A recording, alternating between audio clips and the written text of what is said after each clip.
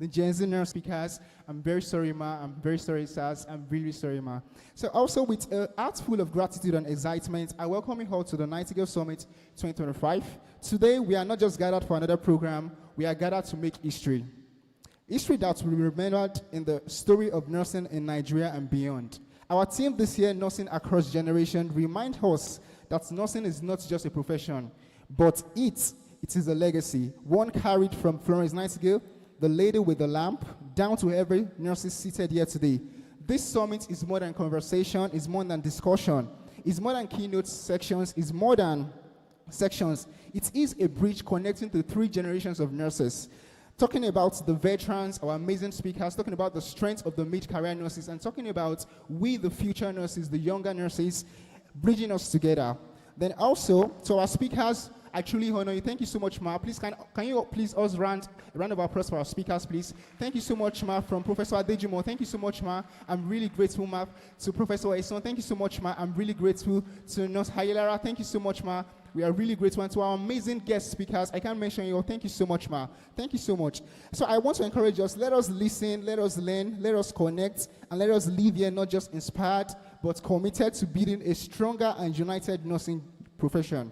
Once again, I warmly welcome you all to the Nightingales Summit 2025. May today be truly glorious and unforgettable. Thank you so much.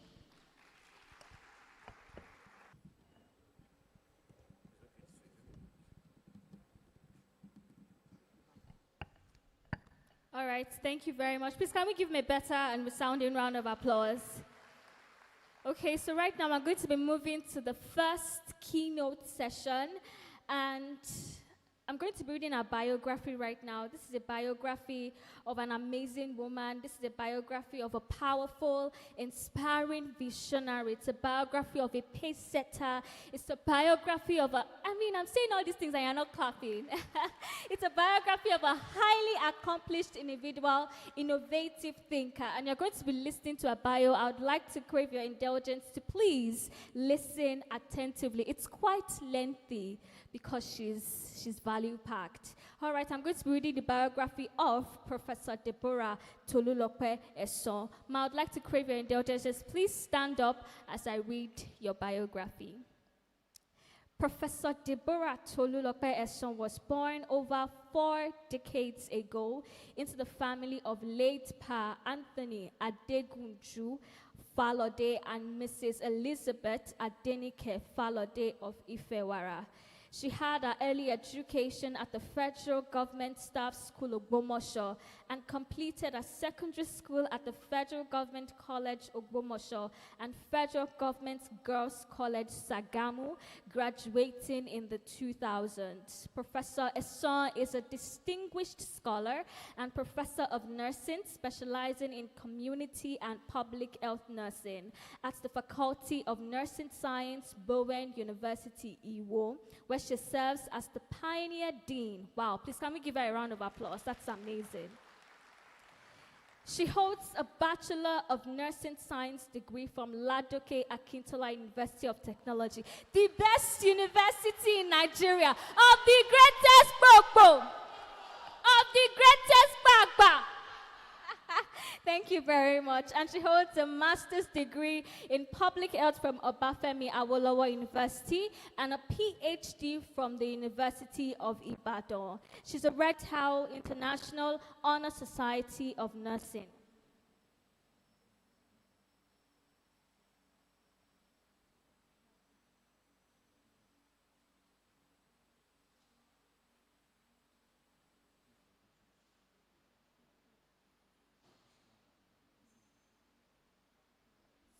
Sorry about that breaking transmission, we apologize.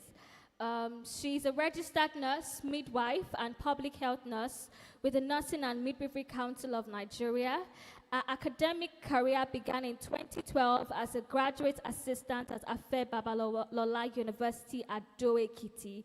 She has received international and local recognition, including the 2025 Wele Research Hero Award, one of the 5 global recipients of 1,713 nominees, and ranking among Nigerians' top 500 authors in scholarly output.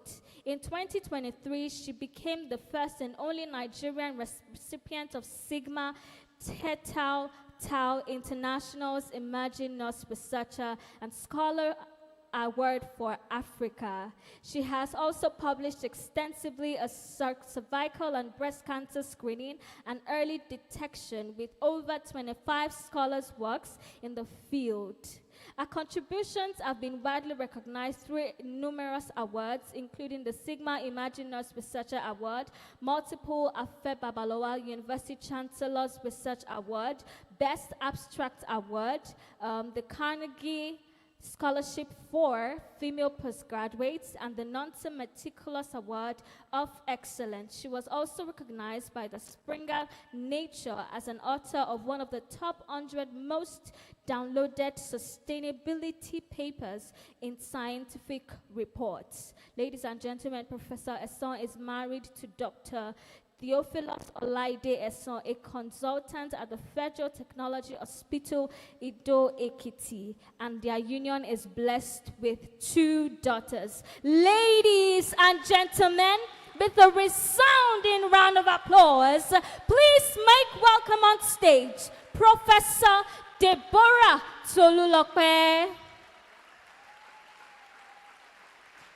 We can do better.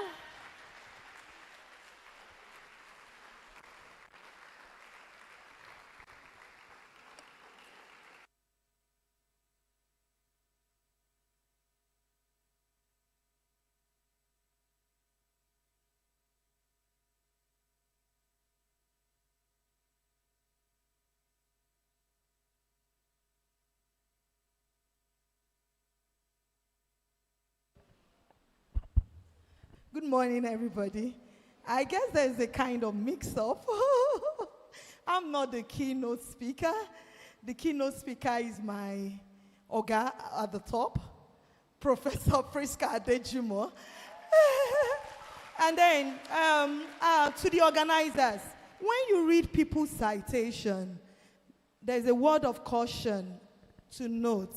Is either you read it verbatim, or you send the abridged to them for them to rectify. You don't moderate people's citation because that's what speaks about them.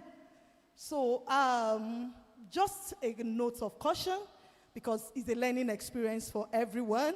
So when you read people's citation, if it's too lengthy, before them for an abridged one, they're in the best position to put it together appropriately. And I know you know it doesn't come easy. Prof can attest to that. His years of diligence coupled with commitment. And it showcases who they are. So I want to withdraw that. That's not what I sent. Thank you. I was supposed to be handling the question side, the question and answer. So I would want the MC to come and correct that.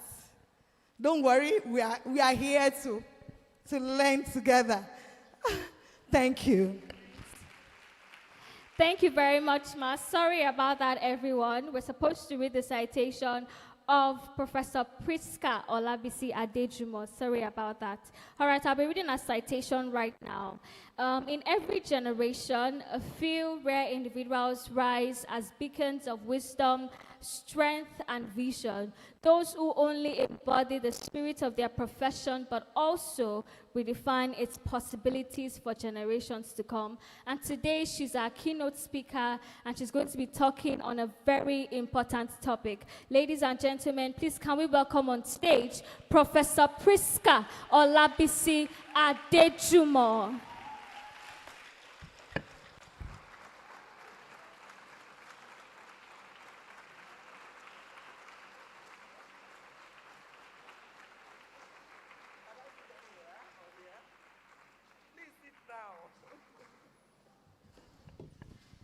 Wow. What a privilege we have to know God, the one who granted power to each and every one of us. Because it is in him we live, we move, and we have our being. Without him, I am completely finished.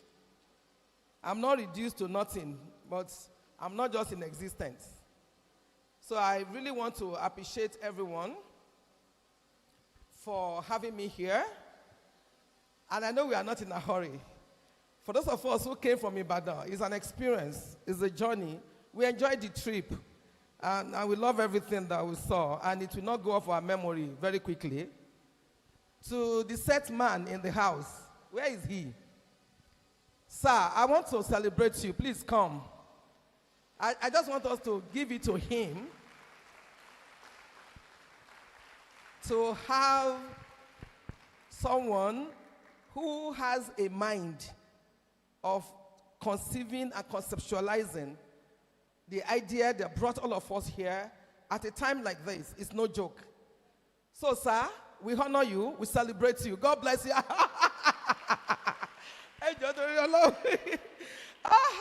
But that's America. You know, the Nigerians in America, they are the ones that overdo kneeling down.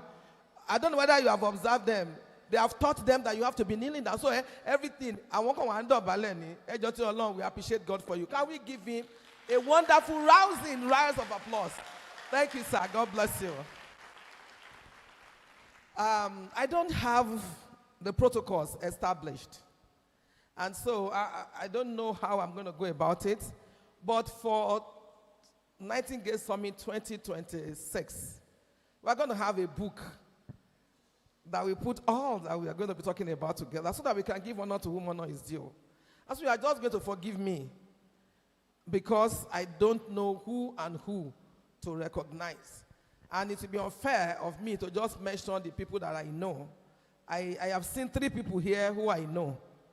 And they are just the people that I'm going to appreciate for being here. But I will try to appreciate everybody together, but that is not good. So please forgive me.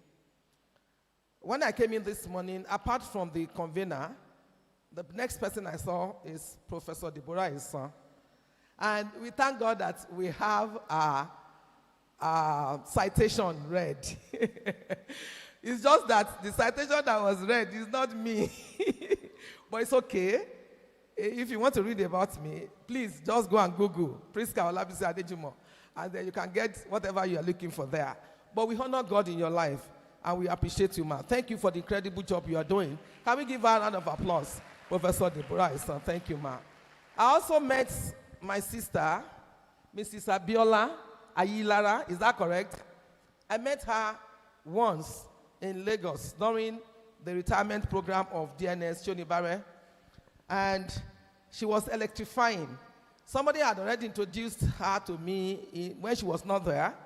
So my meeting her just ignited me, with her passion for all that she's doing for nursing. Thank you so much. We appreciate you. And to complete the generation, so if Professor Deborah's son is the middle generation, Madam Abiola is the another generation. I want to go to an older generation. And I have the privilege of knowing this person very long time ago. I'm not sure, but I think she attended my wedding ceremony. And that was over on this side of the divide, on this high table. I am sorry, just forgive me. I don't know your name. And that's why I said the book of protocols, definitely, by the grace of God, God will keep us alive. 2026, we will not miss it. Or at least a program that will show us who is here so that we can duly recognize them. But heaven recognizes you, and we appreciate you. Thank you so much for coming. For all students, we have some students and we have some students. I heard somebody from this stage, very beautiful, I love her, but she made a very serious mistake. I hope you all know the mistake. She said she's from the best university. There is only one university in the sub-Saharan Africa.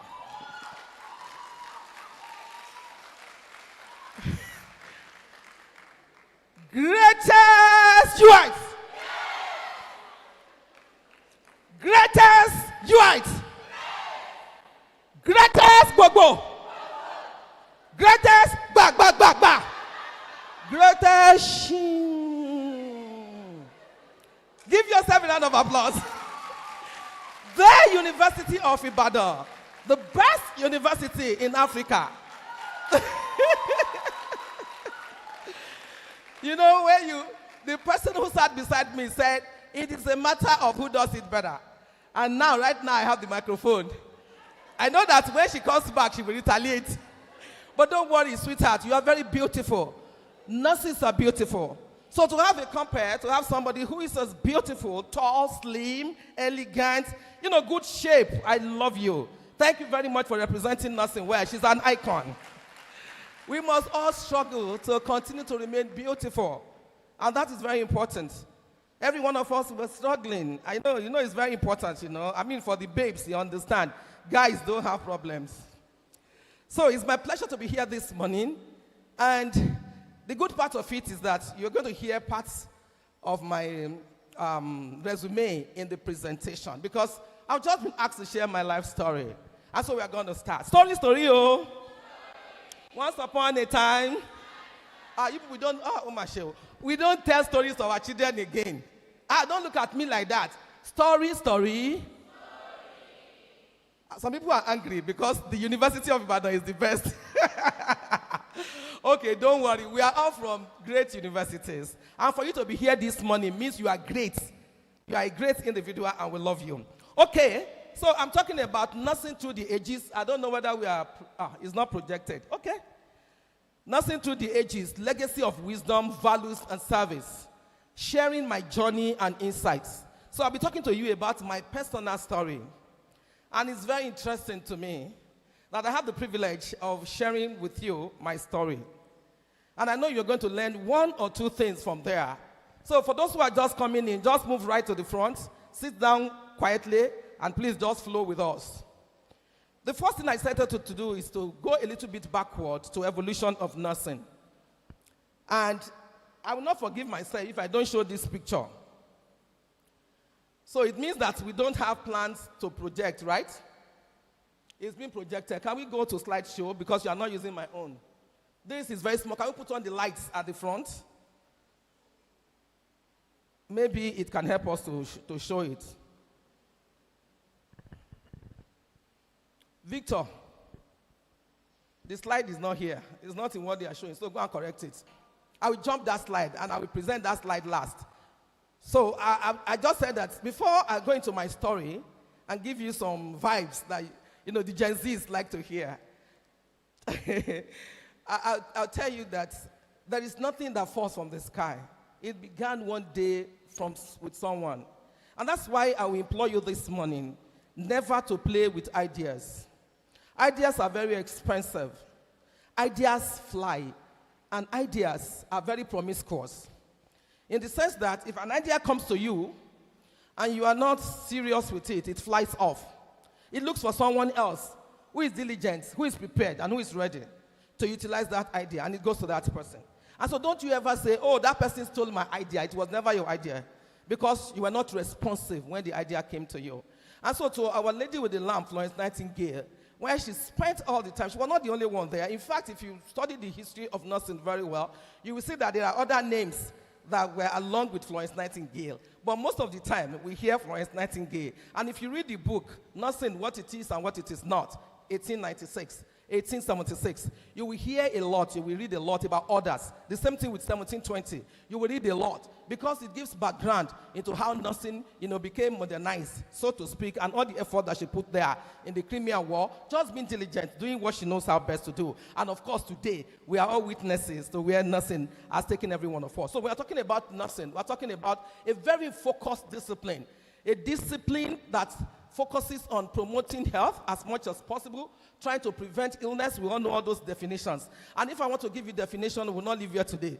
But we know very popular Virginia Anderson definition. And of course, we know the ICN definition, 2025 definition of ICN. That is not one statement. It's encompassing, autonomous. Different kinds of things are put together. Even it defines nurse separately from nursing. And if you go through it, you will see different kinds of terminologies, different kinds of arenas, different kinds of explanations, not just one single terminology of what nursing is. And through the ages, like we can see here, this is beautiful. We see generations. We see a generation of nurses that have come across different, groups and different times and different lives. And legacy is what we all know. I don't know. Can you help me to ask your partner, what legacy are you leaving behind right now? It is not until someone dies. What legacy are you leaving behind? For anybody that is important to you, any significant order to you, what legacy are you leaving in that department, in that faculty? What legacy are you leaving in your profession, in your vocation, in your interest, in your hobby? What legacy are you leaving for your children? What legacy are you leaving for everyone that is of concern to you? It's very important. And so we are talking about Florence Nightingale today because she has left us a legacy. And I know that we are all not just sitting down and comfortable, because if you take, for example, the definition that says you place a patient in a conducive atmosphere and you allow nature to act upon him. I said this should be the last. This slide should be the last. Please take it away. Oh my goodness, thank you. Anyway, okay, yes, don't mind me. So I was talking about the definition that says, okay, you're going to put a patient in a conducive atmosphere and you allow nature to act upon him. You will agree with me that that kind of atmosphere no longer exists. The kind of atmosphere they are going to place a person and allow nature to act on him or her. You are going to kill that patient. We know all about climate change. We know all that is going on in our environment. And so that such environment, such climate, such surrounding that was talked about then in that definition no longer exists. And there are several definitions of nursing. But I talked about nursing, I talked about legacy, I talked about working across definitions, and of course, wisdom. Wisdom, the Bible says, wisdom is the principal thing, so you should get it. Go and buy it. Look for money. It's very expensive. You can see a fool and not recognize it's a fool until the person opens his mouth. And then it's very easy for you to know who he or she is. And if you want to save yourself, you better don't open your mouth and say anything with that person because you can be equalized, with that person. Wisdom is a very important thing. How you apply knowledge. You can have knowledge. You can be very, very cerebral. You can have a lot upstairs. You can be a very intelligent individual. But if you do not know how to transfer that and apply it, then you are not referred to as a wise person. So wisdom is application of that knowledge that you have, that experience you have gathered all over the years, that good judgment that you can display. And that is what makes difference from us across generations. If you call a 2-year-old child, if that 2-year-old child is there, he's likely going to run to you.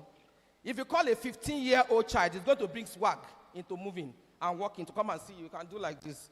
His trouser can be sagged. If you call a 60-year-old man, he will carry his footsteps and move with candor. I'm talking about across ages. And I just want us to begin to visualize what we are talking about. Values are ethical issues, moral principles that guide our behavior. What is it that is behind it when you're doing anything, you're taking any action at any point in time? And of course, service is the act of helping or doing work for other people, often selflessly, like we nurses do. But I think we are beginning to wake up and beginning to ask ourselves that, for heaven's sake, we are human beings as well. There's need for care for the carer and nurse the nurse, or nursing the nurse. So practice has evolved over the years.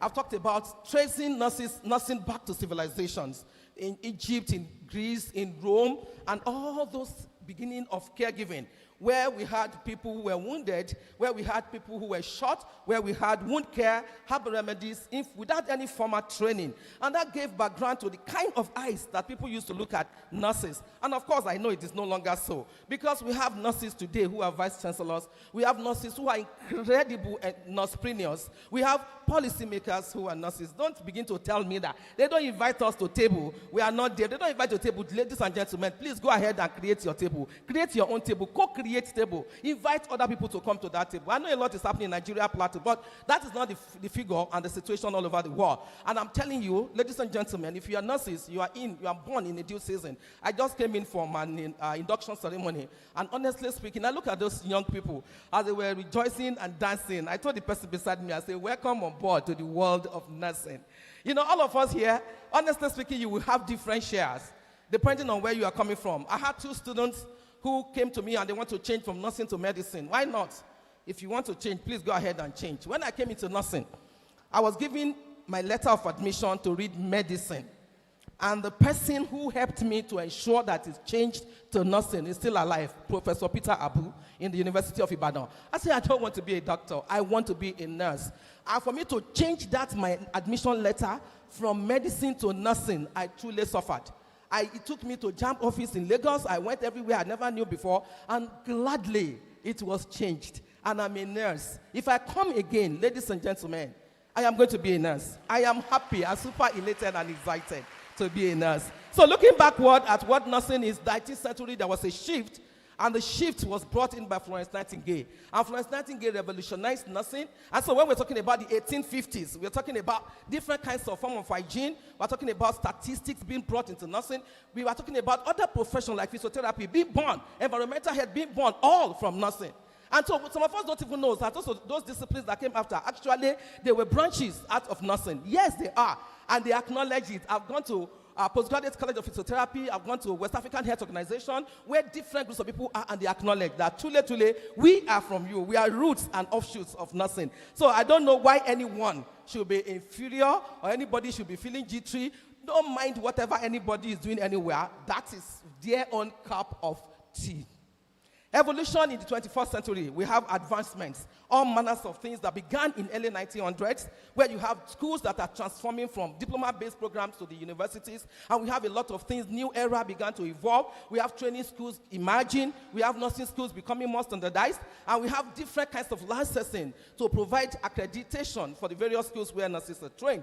And during the World Wars, we've talked about all that happened, that nurses played very fantastic and critical roles in the battlefield, leading to specialties that we now know as trauma care nursing, and other things that we have like public health, where the health of the public becomes very important to a nurse. And then in the mid-20th century, nursing shifts to university education, focusing on evidence-based practice. Then we began to talk about research. Then autonomy began to focus and begin to come to fore. And then in my own era, in the 1990s, I went to School of Nursing in the early 1980s. I was in School of Nursing in 1986. And so in 1986, when I was in School of Nursing, what used to happen is that we have block system, and in the block system, you have a doctor who comes in to teach me. So if you want to talk about nephrology, for example, you have a nephrologist who comes to this class, a doctor who comes to teach you, and after teaching you, then you move to a nephrology unit in the hospital to do your block system according to that. And so we're taught basically on cure paradigm and cure shift. And you know, cure is different from care.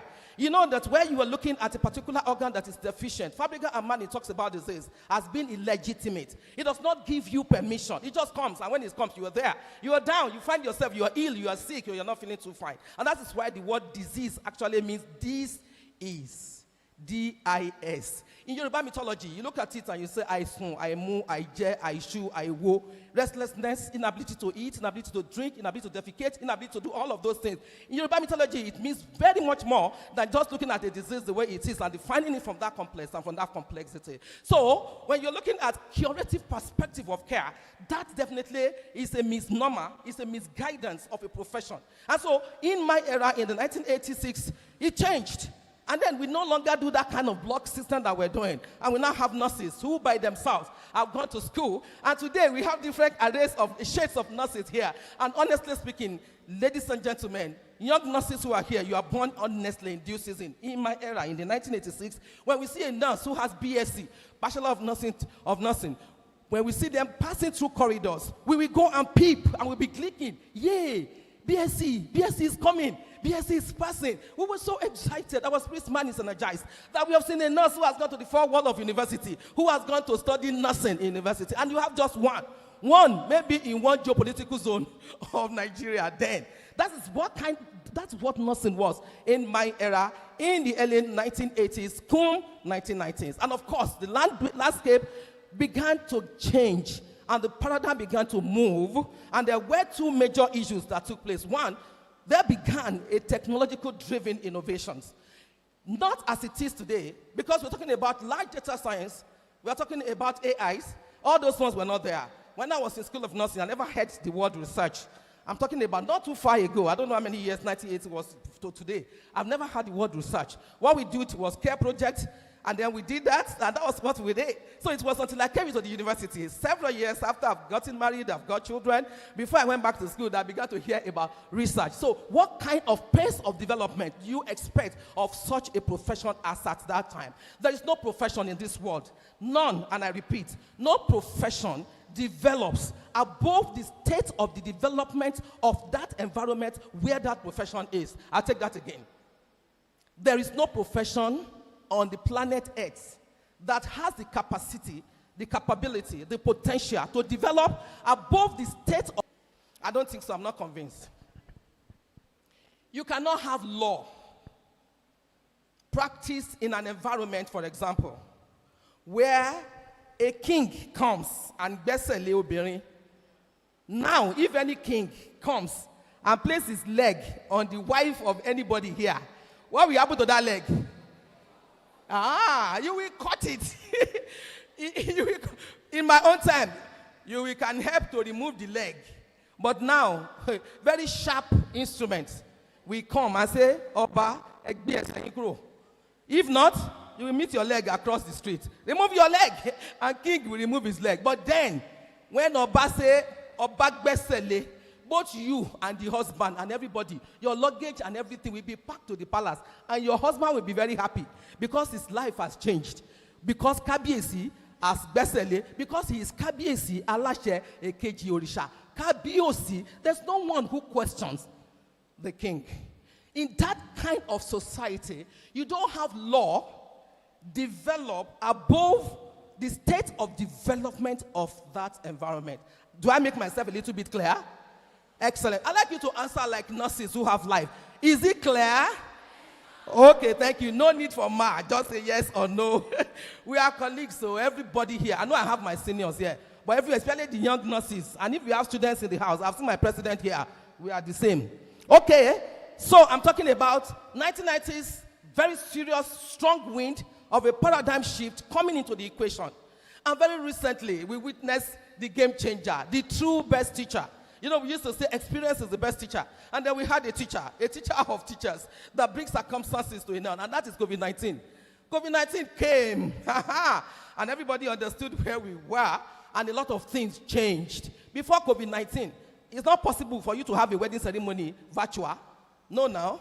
You cannot do burial ceremony virtual. In fact, there were not many lectures going on virtually in this part of our world. But after COVID, everything changed. We all woke up. And then everything began to move according to the new era. So it's the new era that we have, metamorphosing to what we have now, and as we move into the new, into the future, nothing across generations. So things began to change, and began to change, and began to change. A lot of things have happened, and I'll tell you a little bit of my story, moving from this point onward. But before then, there are some values that sustained my own generation. And I think you should begin to think about that. For example, the nursing historical core values. I hope the person who is, where is the slide now? I thought you are moving with me. Yes, thank you. So, we have some core values. For example, human dignity. Human dignity was held in very high esteem. Very important to me. I don't thrive with it. I don't allow anyone who does not have principle to come into my sphere. You cannot, because, do I repeat that? If you have nothing that you stand for, you will fall for many things. By the grace of God, I married a Christian, a child of God. My dear Uncle B, that's how I call him. Uncle B, wherever you are, just be hearing my voice. Yes, so, Uncle B, I'm serious. I will soon show you his picture. That's why I said they should keep it until the end. Please don't look at him twice. Okay, I'm talking about human dignity. Can you ask yourself, how dignified are you? And how dignifying are the acts of your hands? As a nurse, this is a very, very important core value that holds the string across generations. Human dignity, both of yourself and of the clients that you are looking after. And mark you, your client can be a person, your client can be a family, your client can be a community, and it can be the larger society. So, what is your disposition? How do you handle circumstances and situations? What is your sense of judgment about? How truthful are you as an individual? Integrity is another core value. Integrity is very important. It's integral in everything you do as a nurse, and it is across generations. Integrity does not expire. Integrity does not face corruption. Integrity stands gidigba in the face of all circumstances. If you have never seen a person, or if you have asked somebody and say, what will you do in this circumstance or situation? Please tell the person, I don't know what I will do until I'm faced with that situation. And I mean it. Because when certain things come in, for example, money, when money comes in, if you have never handled money that is not your own, and nobody is watching, and you have the right over that money, and whatever you say is final, you yourself, you don't know what you can do. So don't say, I will do this or I will do that until you actually find yourself in that situation. Integrity, altruism, compassion, justice, and so on and so forth. Because of time, I just explained the first two, and I'm rushing on. So in my era of nursing was seen as an unwavering commitment, very serious commitment into ethical standards, into cultural competence. Whatever you want to do, you think twice before you do it. And your competencies are very, very important.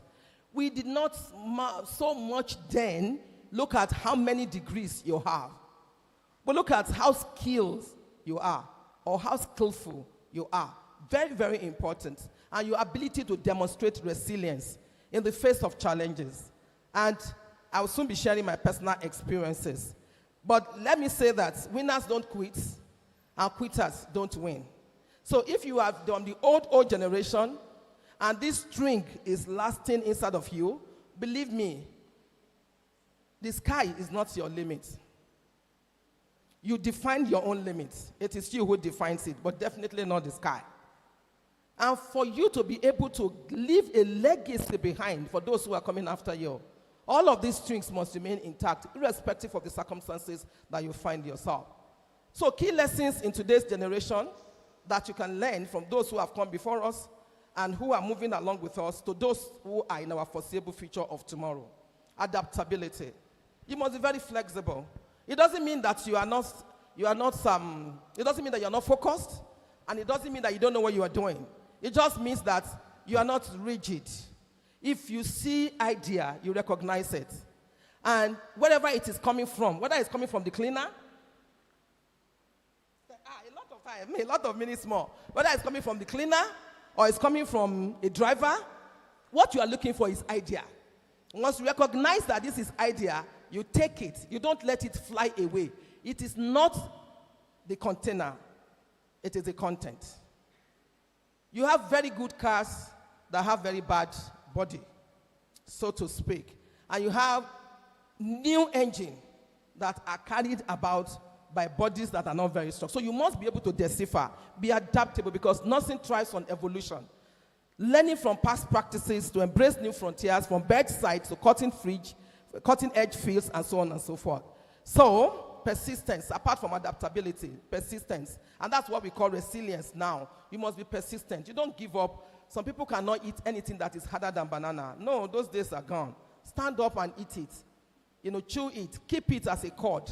And come back to regurgitate it and begin to think about it. Be smart in your journey. Be politically smart, academically smart. More way.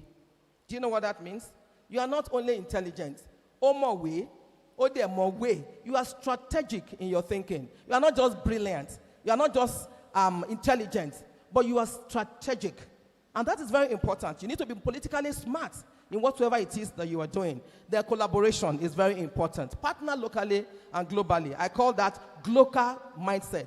Glo for global and cal for local. So global mindset. A mindset that is growing.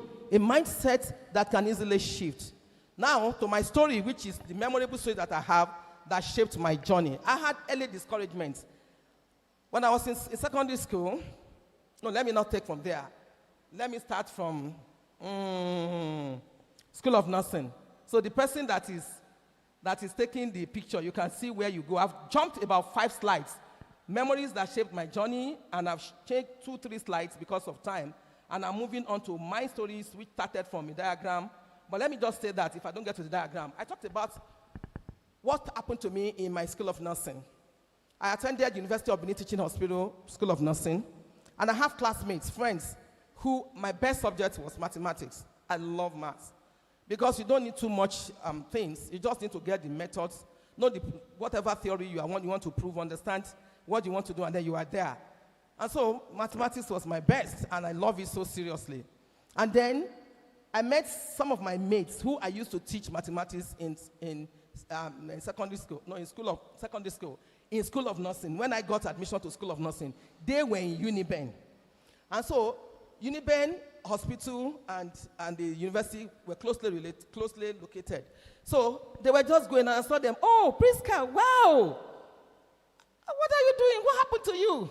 I said, like what? Me, I was very happy, excited. After 6 months of the PTS, that is when you wear your cap. And you wear your cap, you know, the capping thing. And then you are moving. They call you Nurse, the first initial of your name. Nurse P. That is my name, Nurse P. So I was elated, happy, moving with candor. Nurse P, Nurse P. And I just saw this person, Priska. Hey, yeah, what happened to you? Sure? Your papa don't die? What's it gonna happen now? I said, as in, what's the problem? They said, this thing that you are wearing. I said, that's what I want to do now. So I want you to begin to connect. Why it took me everything to change from medicine back to nursing when I got to UI. And it's like, And then I didn't know that one matron was around. So the matron said, come here. What's wrong with you people? What are you studying? And then they told, I said, is that why you are embarrassing this poor girl? Disappear from here. Of course, they went away. But we connected later. So I began to ask them, why are you people doing like that? I didn't know. I've not heard the story of my father's, how my mother left my father's house. I've not heard it that time. So they told me that, you don't know that this thing that you are doing is not degree, ni? I said, degree. Shebi is what I want to do. And I said, no, now. It is not in the university. It's not the same. I said, They said, yes. I said, okay. I will go and look for that university, wherever it is. When the time comes, I will make sure that I read my book to the highest heaven, wherever they are reading it. So keep that at the back of my mind, at the back of your mind, as a propelling force that remained inside of me till I left School of Nursing. And so I began to move. And I had the opportunity and the privilege of becoming, I think, till now in my university. I know the story is different from other universities, but in my university, the University of Ibadan, so far, I am the youngest person to become a professor at the age of 47 years. No, you are clapping. You know, we have professors we have people who have become professors after that at earlier age. But the University of Ibadan is like no other. And I mean it. Go and find out. It's no other. Before that time, there was only one appointment, one professor by appointment, and the person had died. So there was no professor. So in the history of the first person to be promoted to professorial cadre, I was the one. And I'll tell you how that came to be. No, not to clap. Let me just explain some things to you. I saw somebody, and a person became professor at the age of 50. And I said, 50, long. That's too far. Why will somebody become, if you become 50, a professor at the age of 50, how many more years do you have to do a lot of things? No, me, I don't want to become professor at the age of 50. I didn't become professor so early, but I did not clock 50 before I became professor. I want something to begin to grow inside of you as we look at the legacies that we are leaving behind across generations. The lesson there is that negativity can fuel success. Determination in the presence of things that seemingly should draw you backward can actually become a pivot for which you jump up. And you move up and say, hey, I will get to the highest, to the pinnacle that I want to get to. Then when I was defending my master's degree program in the University of Ibadan, a lecturer told me that, see, you are not meant to be here. We can't give you what you need. So I advise you to look for how to japa. We're not calling it japa that time. I said, no, me, I'm here. My DNA is here. I know those of you who already planned where you are going. I wish you all the best and safe journey as you travel. But what I'm saying is that I made up my mind, no. And I'm not saying you should not. Just hear and do as you are directed by God. So during that master defense, that person planted a seed in me without knowing. And she was telling me, no, we don't have what you need here. We can't give you what to take. The person is still alive. He told me, you better look for somewhere. You better move out to a God. So instead, with God's mercy and my husband's unwavering support, I persevered and went on to finish that master's. And I went to another department to go and look at what master's was like Maybe nursing is the one that is so terrible, so bad, is death sentence, is anything. And I tell you, when I got to that department, it was worse than it was for me in nursing. So I made up my mind that therefore, what I made up my mind to do was to finish that master's, and I made a proceed to PhD. So I finished the master's, I went ahead and did the PhD, I finished the PhD. I wanted to wear a red gown. So I got the PhD and now came back. That is what I want to do, nursing. I came back to come for PhD in nursing. And ladies and gentlemen, it is not about having 2 masters and having 2 PhDs. That is the issue. It's about letting your dream sail. What is your dream? Can somebody help me to ask someone beside him or her? What's your dream? Please ask. If you have no dream, please go and sleep. Go and sleep and dream. And when you are dreaming, beloved, dream big. Don't dream small dreams. Dream very big, because it's possible for you to become whatsoever it is that you want to become. And so if you get the slide, you will see where a slide that says, beginning from the basics, if the foundation be destroyed, what shall the righteous do? Your story is your story. And that's what you take for patience. When you take patience and you ask of history, history is his story. The patient's medical history, the patient's nursing history, and the history that we obtain from our patients is his story. Permit me to just stop for 1 minute and welcome this icon of nursing who are just coming, Professor Oluwayemisi Adeyemo. Thank you very much, ma'am, for coming and joining us. We appreciate you. See the way she was walking.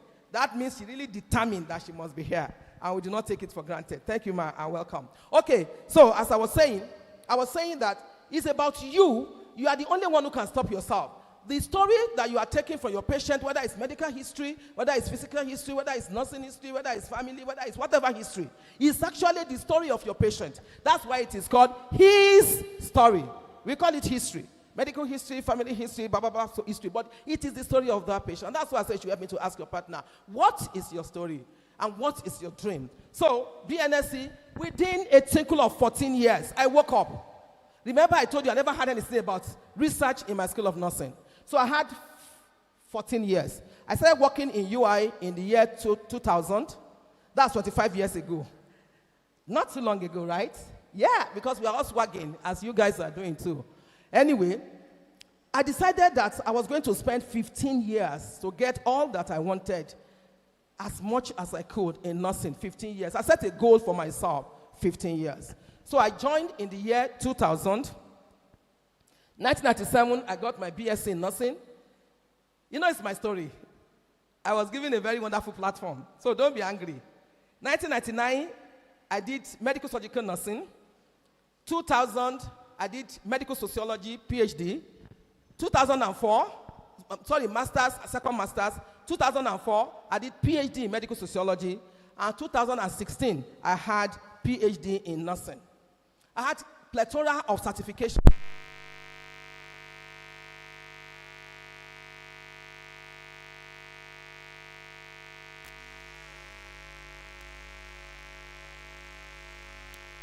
For not falling my hand.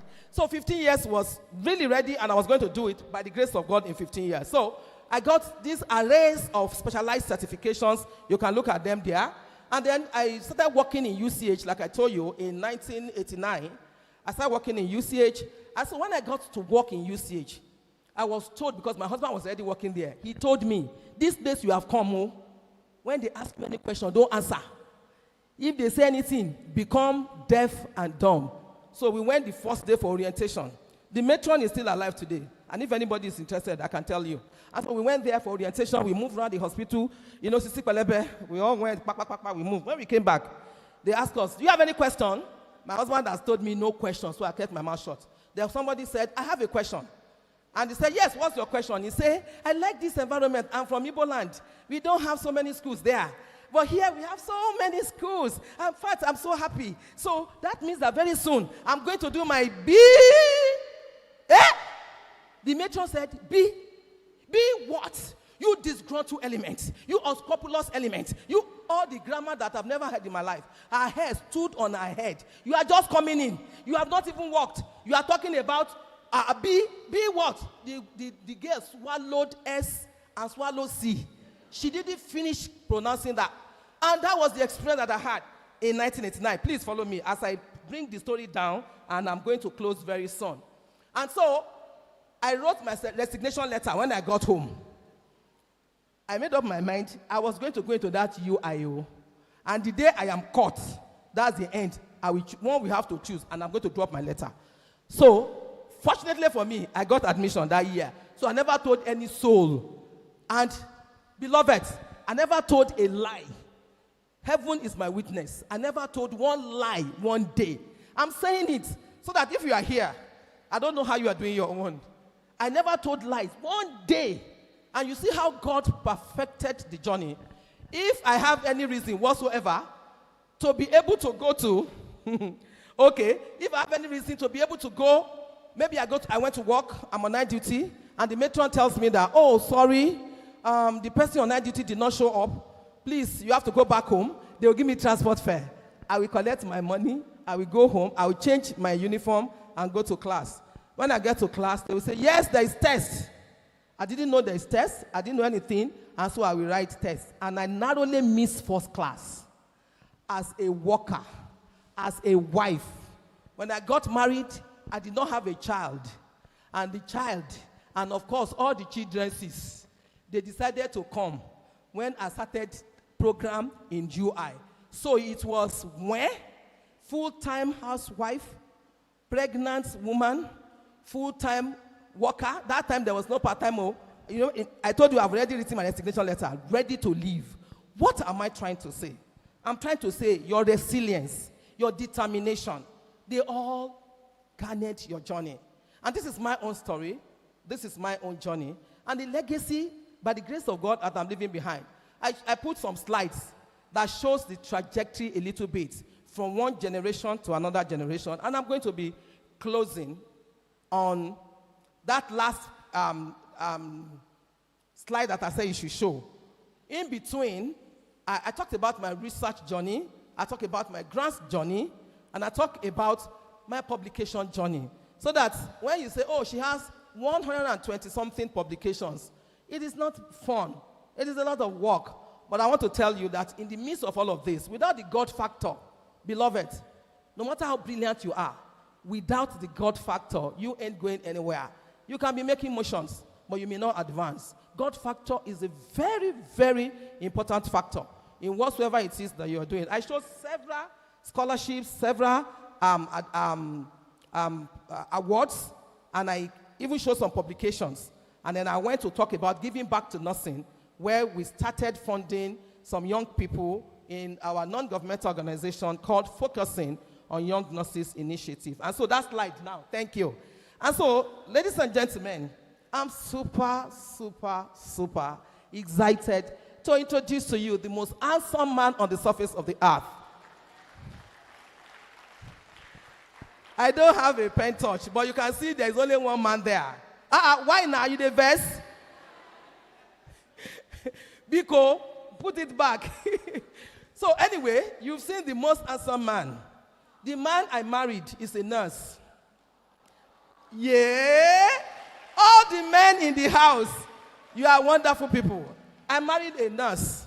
And this man told me, you will go places in nursing.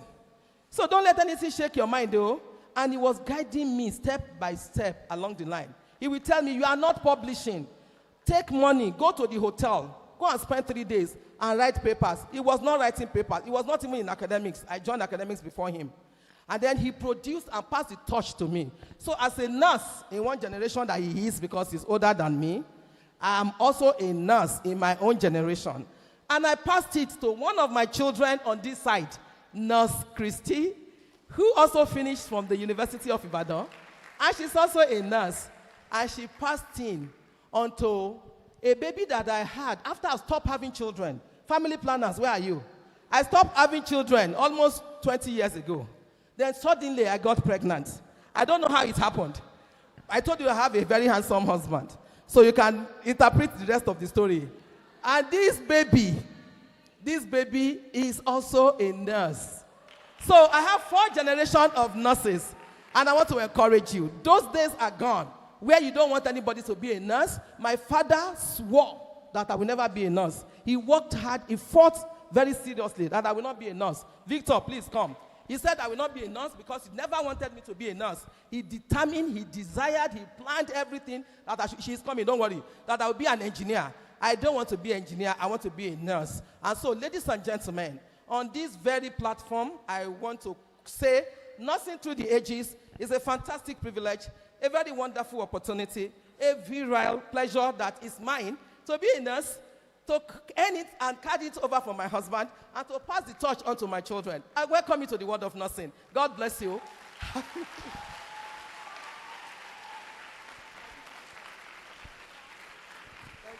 ma'am. Please, can we give her a better resounding round of applause? Wow. You see that I didn't even complete reading our citation. I wanted to hear her speak. I'm still going to read her citation. Thank you very much. She's going to be receiving an award right now. I'm going to read her citation. And like our beautiful mommy has said, I should not modify, I should read everything. Thank you very much, ma'am. So I'm going to do that. I would have loved to, just summarize some things that she said, but I wouldn't like to waste so much of our time. So right now I'm going to be reading a citation, and please, can the photographers and videographers get ready so they can take some snapshots when she's taking her award. The citation for Professor Priska Olabisi Adejumo. In every generation, a few... All right, please, Mark comes outside. Thank you very much. In every generation, a few rare individuals rise as beacons of strength, wisdom, and vision. Those who do not only embody the spirit of their profession, but also redefine its possibilities for generations to come. Today, we gather to honor such a woman, Professor Priska Olabisi Adejumo, an icon of African nursing, whose life's work powerfully reflects the theme of this summit: nursing across generations, wisdom of the past, strength of the present, and future, and the vision for the future. Professor Adejumo's story is one of the uncommon dedication, intellectual brilliance, and deep service to humanity. Our journey began with foundational training in general nursing and midwifery in the early 1990s, equipping her with the skills of compassion and clinical excellence that will become the hallmark of her career.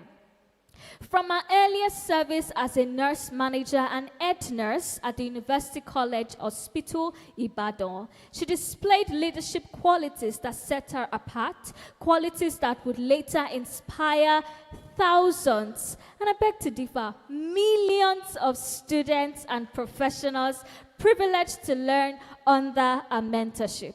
Academically, Professor Adejumo is in a class of her own. She holds a Bachelor of Science in Nursing, 2 master's degrees, one in medical surgical nursing and another in medical sociology, and 2 doctorate degrees, a PhD in medical sociology and a PhD in medical surgical nursing. This extraordinary academic foundation established her as a rare bridge between clinical science and social science, enabling her to address health not only as a biological phenomenon, but also as a deeply human and social reality. I believe she deserves a round of applause. Thank you. Ladies and gentlemen, our academic career at the University of Ibadan began in June 2000 as an assistant lecturer. Through the years of excellence in teaching, research, and service, she rose steadily to become senior lecturer, then Professor of Nursing in 2014. And today, she serves as the Dean of Faculty of Nursing at the University of Ibadan. Alongside the way, she also pioneered the Faculty of Nursing at Christland University, Ogun State, and continues to play a historic role in building and shaping nursing faculties across Nigeria. Actually, across the world. Our research record is nothing short of remarkable. Professor Adejumo has led and contributed to numerous groundbreaking studies addressing urgent healthcare issues, from HIV/AIDS prevention and community health to wound care, oncology, pressure, ulcer prevention, reproductive health, and the integration of genetics and genomics into nursing practice. Our leadership on NIH and WHO-funded projects, including the landmark WHO COVID-19 Preparedness and Response Initiative across 8 African countries, placed her at the forefront of global health response during one of the most challenging moments in modern history. She has authored and co-authored several books, contributed to numerous book chapters, and published over 100 peer-reviewed journals.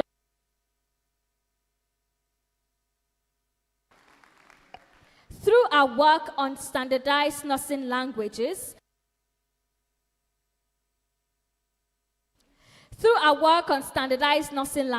cancer genetics helped to modernize African nursing practice and bring it in line with global standards. Our voice has consistently championed it.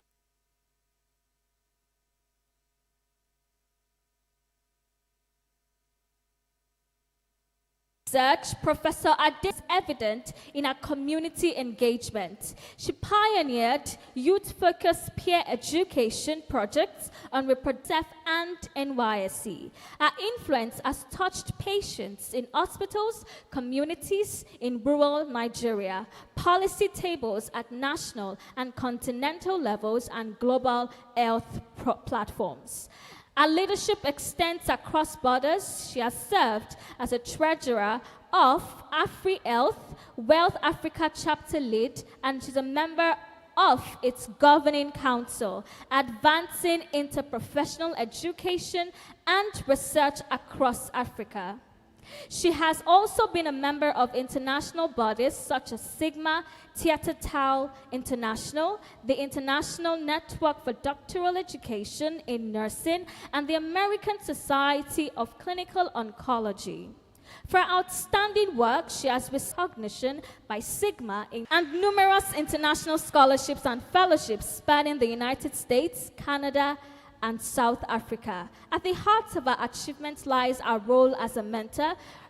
Professor Adejumo has trained, supervised, and inspired generations of nurses, undergraduates and postgraduates alike, who today carries her influence into hospitals, classrooms, research institutions, and leadership corridors. She has not only taught nursing as a profession, she has modeled it as a calling, showing younger nurses that their craft is both science and art, both duty and destiny. As we reflect on the theme of this summit, nursing across generation, wisdom of the past, strength of the present, of wisdom, speaker of the Nightingales Summit 2025, the generation, gentlemen, with a resounding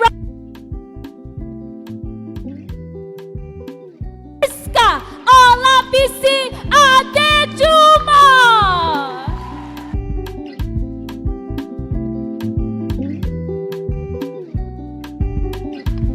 Okay, thank you so much. Ma, I am not worthy to give you this award, Ma. I'm not worthy, Ma. And I want to say, I want all the young nurses to all rise. Please let us stand up, plus, because we actually want to honor our veteran nurses, because they're the one who God helped, to help us to lay this foundation. Mommy, on behalf of the Nightingales Summit team 2025, Mommy, we want to award you a Lifetime Impact Award. A Lifetime Impact Award in recognition of your lifelong dedication, sacrifice, and trailblazing contribution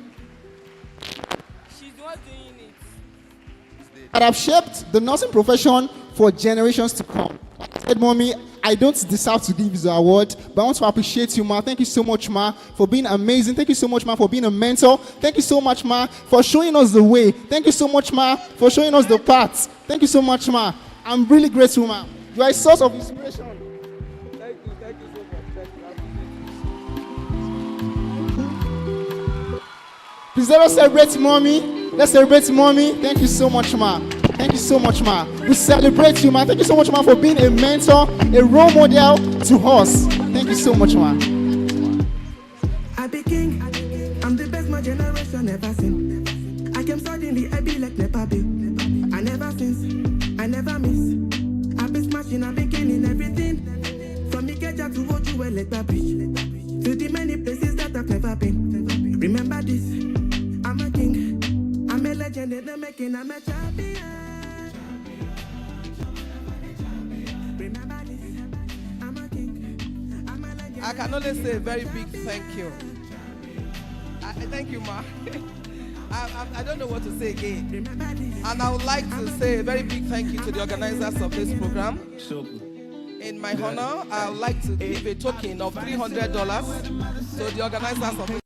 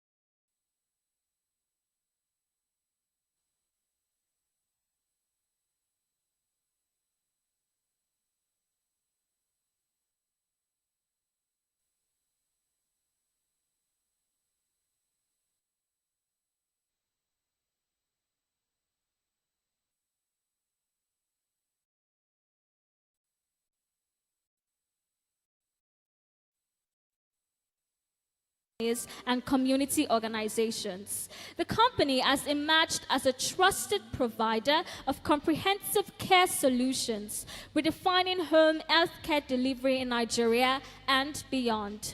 Abiola also hosts the Maikura Care Conversation podcast on YouTube. If you're on YouTube, please let's go and subscribe to our channel, where she leads important discussions on the culture of care in Africa through a multi-sectoral lens. In addition to her role at Maikura, Abiola serves as the Executive Committee Chair membership at the Women in Healthcare Network, championing female leadership in the healthcare sector. She's also an active volunteer with HIMSS Tiger, Technology Informatics, guiding education reform, contributing to global digital health literacy for healthcare professionals. She is the founder of the King's Club, a purpose-driven community designed to support healthcare professionals in finding fulfillment and growing through the Kingdom Mindset Coaching Program.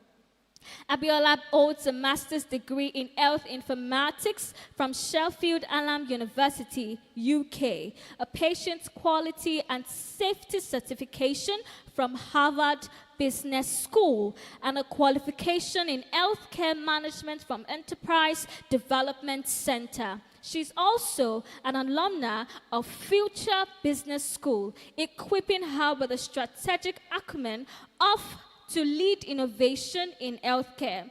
Through our faith-based organization, Purple Global Mission, Mrs. Abiola remains committed to leadership development, community impact, and healthcare innovation.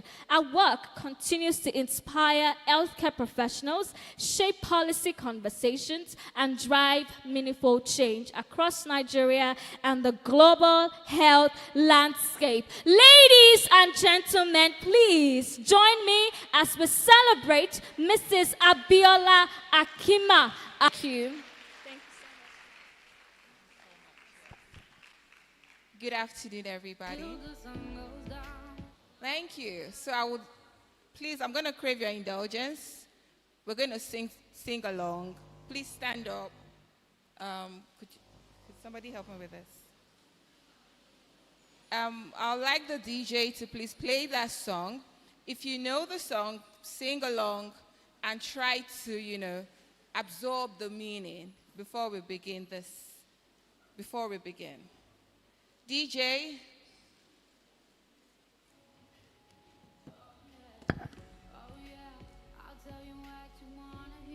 Keep my sunglasses on while I shed a tear. It's never the right time.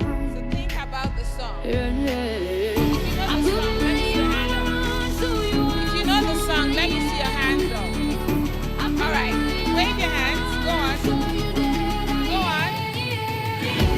I'm unstoppable. I I'm need a to see your virgin hands up. with no Hands up. brakes. Hands I'm up. invincible. Hands up. And Hands I up. win every single game. I'm so powerful. I don't need batteries to play. I'm so confident. Yeah, I'm unstoppable today. Unstoppable today. Unstoppable today. Unstoppable today.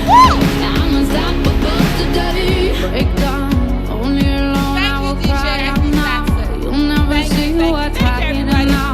Hiding out deep down. Thank you for indulging me. So, standing on existing protocol, I would like to appreciate the members of the high table, my mommies and daddies in nursing. It is indeed a pleasure and an honor to be here. Thank you very much. Ekasoma. I'm sorry, I'm not, but thank you. So, yeah. And I was given the topic to talk about Gen Z approach to, one second, in a digital world. And background story, when I was in secondary school, I was one of the top 10 students. So we got a scholarship to learn at the National Institute of Information Technology. And this was way back 2003. So I went there, and for the first 6 months, it was amazing. And afterwards, I was told that I qualified to travel to Germany to go and study at Oracle. But something funny happened. My mom said no. And why was this? She said, no, I want my child to be a medical doctor. And of course, very young, very naive, is whatever mommy and daddy says, right? Unlike now, we have our lives in our hands. We make our decisions by ourselves. So, I'm not going to bore us with the story. Exactly a full life cycle, I think 10 years or 10 years afterwards, I wanted to specialize. Yes, I've done my nursing. It's been fantastic and everything. And I wanted to specialize. So I was looking for how, because I've always been a tech-savvy person. I would do anything tech. I would learn about, coding, analytics, and everything. And I was looking for how I could actually bring these two things together. Haven't finished abroad and all of that. So I went online. No, that was when I joined the US Health Informatics community because, of course, I just wanted to use technology, in nursing, but I didn't know how everything was going to come about. So I joined the community, and I used to attend the webinars. It was around the COVID pandemic, so everybody was bringing up, information about what is going on in Europe, in Africa, in the US, and all over the world. So on one of those days, I stumbled on the scholarship application. Interestingly, you see, what I'm going to say here is very important. Whatever your desire is, now, God bless Professor Adejumo for that powerful story. Whatever your desire is, there is an idea lurking behind it. And if you do not work, you will roll. So even though you have this idea is going through and you have that desire, I want you to please fuel it. Fuel it. Don't look at the fact that money is a problem. Trust me, money is not your problem. Money is not a problem. That money is a problem is a mindset. When you change that mindset, you realize that you can achieve a lot. So that was happening to me that, hey, I found it easy because God is not an author of confusion. So if he really wants you to do something, he will make provision for it, even if you have it. But God will not want anybody to share in his glory. Hello? I'm sorry, I'm not preaching. Anyways, what I'm trying to say is that whatever your idea is, fan it, fuel it, run with it. Now let's come back. I'm Gen Z. Do you think so? Thank you. Even though some people say I'm millennial, but please, we are all young. And see now, I came representing. Didn't I? Thumbs up. Thank you. So, Gen Z reminds us that care today, healthcare, must be informed, expressive, ethical, inclusive, mindful of mental health, and human in its turn. As nurses, we are not just keeping up with them, we are shaping care in the very way they value life.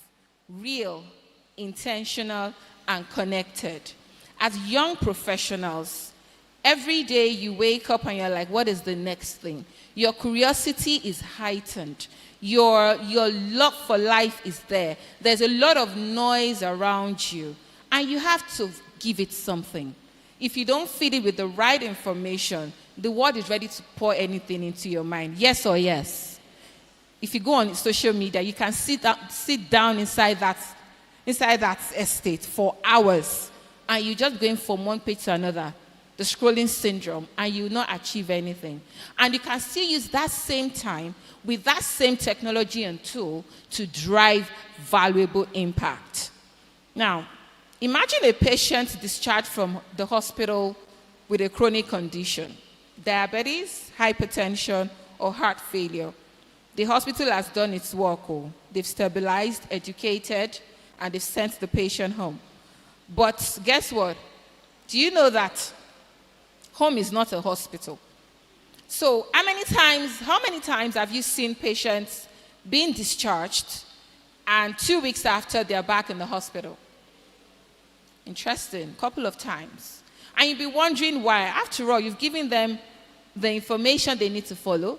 You've given them the medication they need. You literally wrote it on it, 1-1, meaning twice daily or BD, right? And you've done all of that, but they still come back. In the weeks that follow, monitoring is inconsistent. The patient misses appointments, doesn't adhere to medications, struggles to interpret symptoms. The caregiver is anxious, overwhelmed. Nurses seldom follow up because there is no system to support the continuity.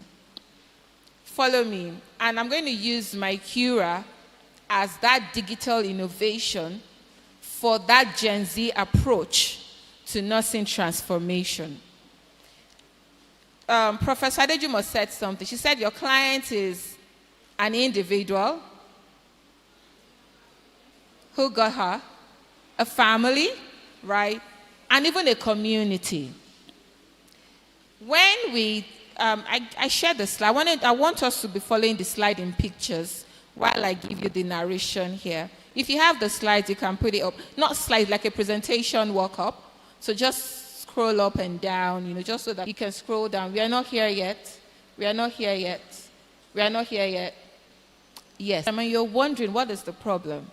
My aunt had breast cancer for 5 years before she passed away. I was the one that even found out when I hit her breast, and it was hard. And she refused to tell anybody, saying that a miracle was going to happen. Anyways, we country. So each time I call in, and she was here, and I went to test the size to the head of her femur. So she had like hip fracture going on that nobody knew about. Literally, her femur was actually dangling in the pelvic. Anyways, we did the laser therapy, we did everything, and they put her on cast. They put her on a cast, and guess what? She was discharged home. So I asked her, one, where is the document they gave you for your discharge care? She said, they didn't give me anything. I said, I called the hospital. They said, we've discharged her. They should just continue to take care of her at home. On casts. One.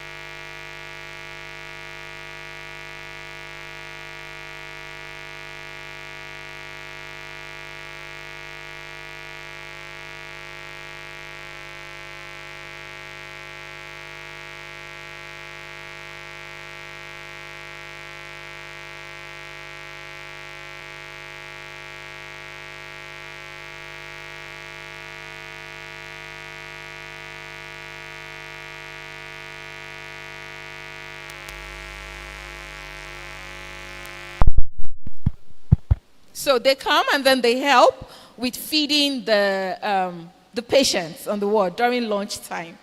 And I studied one particular girl. Guess what? When she was leaving, I didn't know. So by the time she came back, she was already wearing a Band 3 uniform. And I'm like, why? Hey, how you doing? She said, yes, that she got an opportunity to now begin to study nursing at the university. This girl started off volunteering at the hospital by feeding patients. And by feeding patients, she got that opportunity. So she went into, she got the admission into nursing school. Then she comes on the ward to come and work as a healthcare assistant by virtue that she was already in a nursing school. And guess what? Somebody like me, African girl that came to the UK to do my BSc and Masters, I would be on a Band 5 registered nurse, staff nurse. Somebody like that girl that I've just described to you, she started off as volunteering. It's counted for her. Then while she was in nursing school, she was working as a healthcare assistant. It's counted for her. After her nursing school, she will come and start working as a Band 5. It's counted for her. Guess what? She will get a promotion before me that have masters. In fact, 2 masters. Because of that experience. She has put herself in the game. And that is one of of our population are vulnerable and elderly, and they need home care support. And guess what? A house girl that is 16 years old with no secondary school education can do that help. They can't. So we need to, begin to look at our environment. And if you identify a young girl doing nothing, do you know there's a lot of things they can do? Even by sitting down with them and educating them will go a long way. Now let me continue.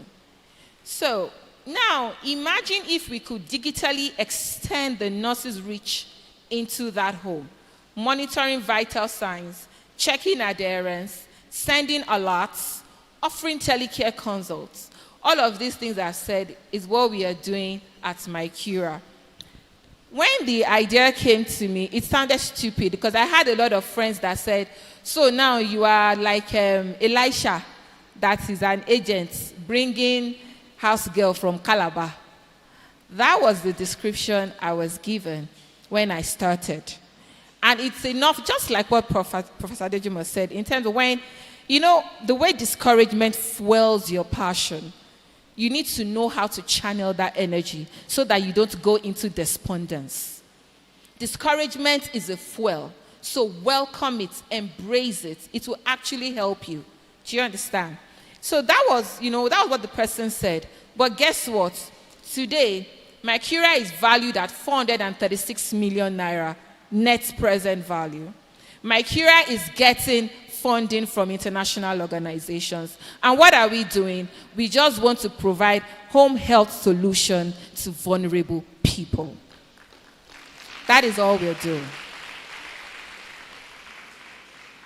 So I'm going to pass where my story about teaching and everything, which I think I must have mentioned a lot. Now, let's go to nursing theory and the change theory, if you don't mind, please.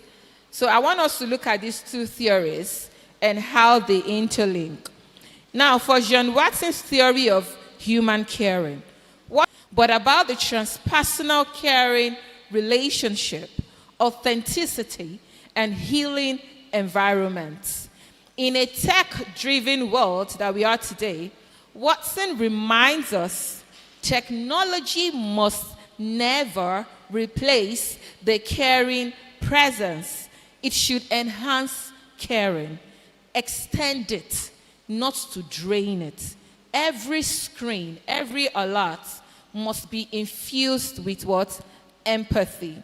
Now, one of the things we do at MyCura is what I call telecare consult. I remember when, the way you go to the hospital and then they'll say you must pay consultation fee to see a doctor. Abi? Guess what? As a nurse, if you ask for a consultation fee, people will ask you for what? Think about that. They would ask you, why am I paying? I already know what I need. I know I need a caregiver for my dad. I know that they just want somebody that will just come and sit with him and just check his blood pressure every day. So why am I paying? I know what I want. But you see, if you don't know how to package your value, people will offer you anything. If you don't know how to carry yourself, see, the caregivers that we have trained, over 1,000, right? Wherever they go, I can tell you proudly, if anybody sees their shirt, my Cura, they would call me, Biola, I just saw one of your students at Marcel Ruth. They're so fantastic. They are cultured. They are well-mannered. They're very different. How do you train them? It is all about instilling values. Because one, they have an identity. You have an identity. You have your name. Nobody's going to bear your name, right? You have your blueprint, your thumbprint that cannot be replicated anywhere. Likewise should your value. Likewise should be what you stand for. Prof mentioned something about dignity. There is integrity. There is teamwork. People should see you and say, oh, that is Obafemi. He is such a very great leader. He knows how to drive people. Let people define you by your value, not by what the society defines. You would agree with me that on our screens, when you're watching movies, they'll portray the nurse as somebody that is a riffraff, and you'll be laughing. It's not funny. They are passing a message. In the United States, during the war, when they needed people, soldiers to go to war, right? They didn't have enough, and they needed to go to war. Do you know what they did? They invested in the screens, and they went to all the actors and producers. They started creating movies about war. That is why you see, that is the hero. The hero, now when one of the soldiers come back, blood all over his body, rising up from all of the, all the rubbles on the floor, and we start shouting, yay, actor, no, they die. Right? They were passing a message. Till today, once you are 18-year-old and you are a guy or a female in the US, automatically you should enroll in the military. They sold that story. And people picked it. So I have a couple of friends that are in movie making. I used to ask them that. You're always giving us Cinderella story. The guy and the girl that met, then they fought, and they came back, and they got married happily ever after. Can we be more realistic? Can we do things that are very core and pertinent to our needs? You have a mom, you have a dad, you have elderly people. How do you see them? What is your concern? Do you know, we'll have clients that would call and say, I'm really worried for my parents, and we live in a gated estate. I want somebody that will come and care for them and that will not hurt them. And I'm like, why is that the first thing on your mind? Because that is what we've been sold on screen. That if a stranger comes into your house, they're coming to kill you. Isn't it? But when we begin to change the narrative, it begins to change. Are you with me? Thank you. So now that is and then we move on to the Lewis change theory, the unfreeze, change, refreeze. Now, to transform nursing practice with technology, we must unfreeze. That is, we need to challenge our current norms. And I think we are doing that well, but it's just that we are not there yet. Now, look at the remarkable nurses right here. Prof that just left. Look at all of I want us to follow. Right? I don't believe nurses should always be coward. You are decision makers. In fact, you are the vital link between life and death. Because the information you don't share can kill a patient. Yes or no? And you know much of that information, isn't it? You have everything. We had a client, a 79-year-old woman who had Parkinson's disease. I won't mention her name or anything because of privacy and confidentiality, but her lesson is very profound. And this woman was becoming deteriorated as at June this year. She was having dysphagia, so the caregivers with her. Now, we have a system where they must report on the level that the patient is, they must report every hour, right? And it is virtual, I'm not there. But they will report, and I'm going to see it on our platform. And then I'm able to, thank you, and then I'm able to, tell them what to do next. So they showed me that this woman is choking. And I said, okay, take her to the hospital while I call the family. None of our children are living in Nigeria, by the way. And we called them and they said, okay. While the girls were on their way to the hospital, they called them to go back home. I'm telling you. They said it is normal for people that have that kind of condition to have dysphagia. In my head, I'm like, it is not normal. It is a complication that can be reversed. Dysphagia in Parkinson's, I shared it with the clients to let them know that these are the things we have done. We've identified the problem. We have called one of their relatives to come and see. And that one was shocked and literally had to take her to the hospital. What we said in the morning, imagine if that woman had passed between 9 a.m. in the morning and 6 p.m. when that relative came in the evening. And that was the game changer, because they then come back and then began to apologize. Guess what? This woman celebrated her 80th birthday last year. That is what technology can do. That is what technology can do. And what we've done is sitting in this hall. There's still more innovations to come. There's still more partnerships. There's still more things to be done. Let me quickly let me finish the change theory. Now, to change is to introduce new practices like we are doing, and to refreeze is to institutionalize it, to make it the norm, embed it in our culture, and so that we can uphold what? Accountability.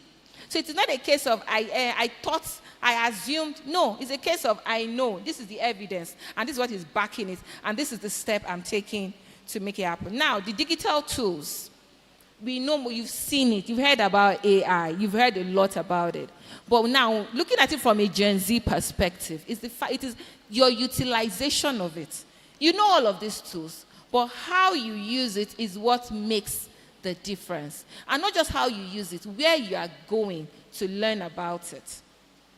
Whenever I come to this kind of platform, I ask, do you have a digital faculty or a digital curriculum for health technology?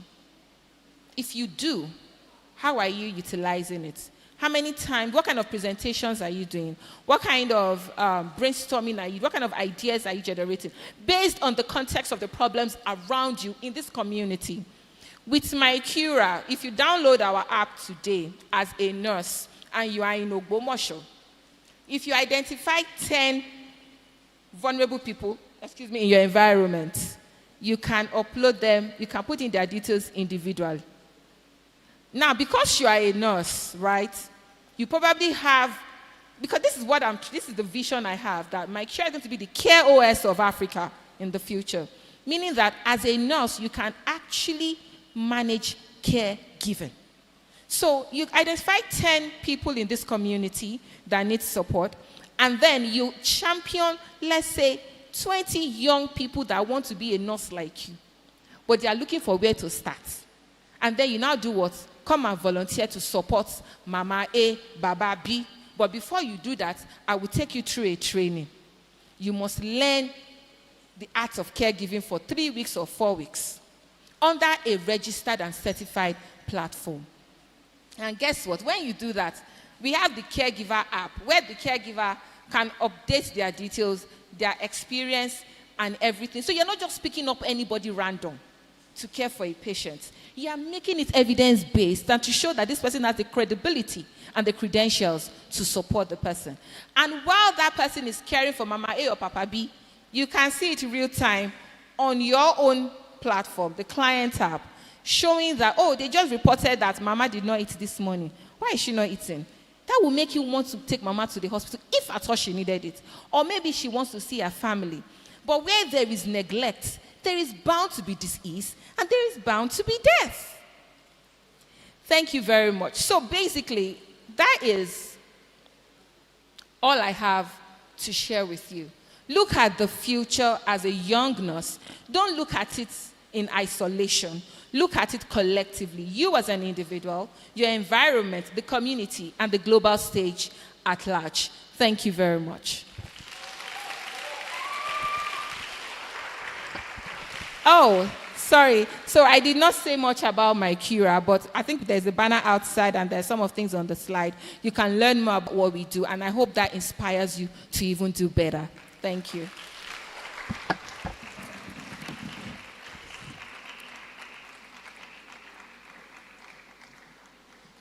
Please, can we give her a better and a resounding round of applause? All right, right now we're going to be having the question and answer session, and we're going to only be taking one question because of time.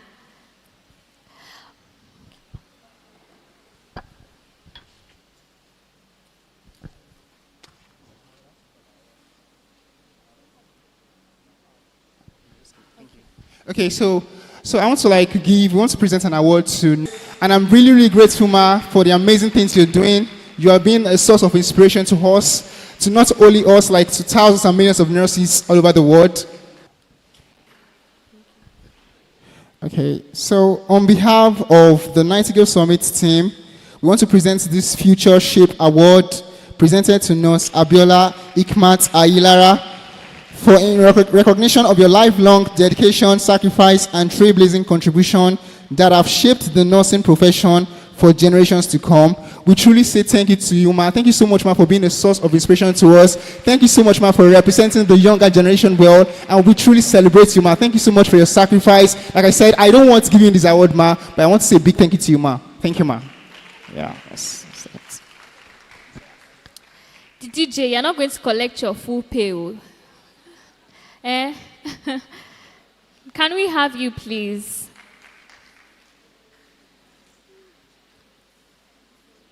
All right, there's no need for that again. Please, can we give her a resounding round of applause? All right, is there anyone that has a question for Dr. Ilara? You can actually go on our various social media pages to send her a direct message. She will definitely answer your questions. So, I would like to ask anyone of the audience to do something for me, but before I do that, I would like us to please appreciate this interpreter. She has been doing such an amazing job, and I'm so sure she's tired. Thank you very much. You can actually go down to rest a bit. Please, let's give her a resounding round of applause. Thank you. Now, I want you to look into the eyes of your neighbor and ask your neighbor, have you learned something today? What was the response of your neighbor? Eh? No kwa. Where am I hearing the no from? That's not possible. Of course, you've learned a lot. So we've had Professor Adeyemi Priska's session. We've had Nurse Ailara's session. And I'm sure you must say with me that these individuals are really value-packed. And I'm very excited to be here. Are you excited to be here? Are you excited to be here? We can bring that up to about a notch higher. Are you excited to be here? All right, thank you very much. So before the other awardees, no scripting, can I have you right now? I'm going to be calling on the other awardees. So before I do that, can I sing across generations? Let's do that again. Nursing across generations.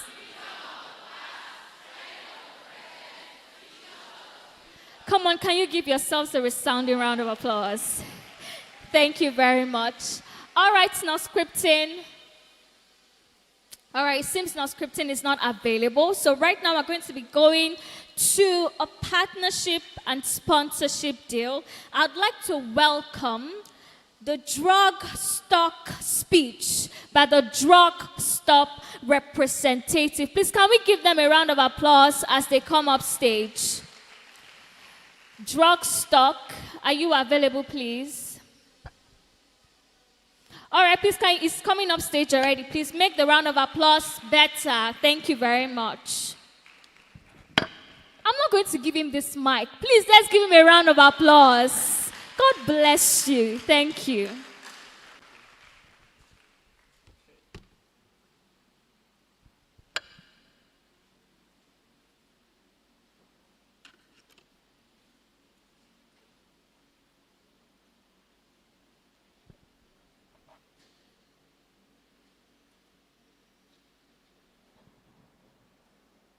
Okay, good afternoon, everyone.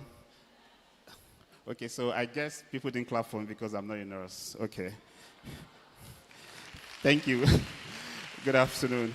All right, thank you. My name is Mobolaji. I'm also an healthcare provider, one way or the other. I'm a pharmacist by profession. Thank you. So I'll be making a very short presentation, but please, I want to just seek your, that you please just follow me. I'm going to be very fast, but just follow me, my line of thought, and I'm going to end somewhere. So I work with Drugstock as brand manager at Drugstock. And Drugstock is a Nigeria health tech company that operates, in a tech-enabled environment. Very many years ago, there was a news on TV.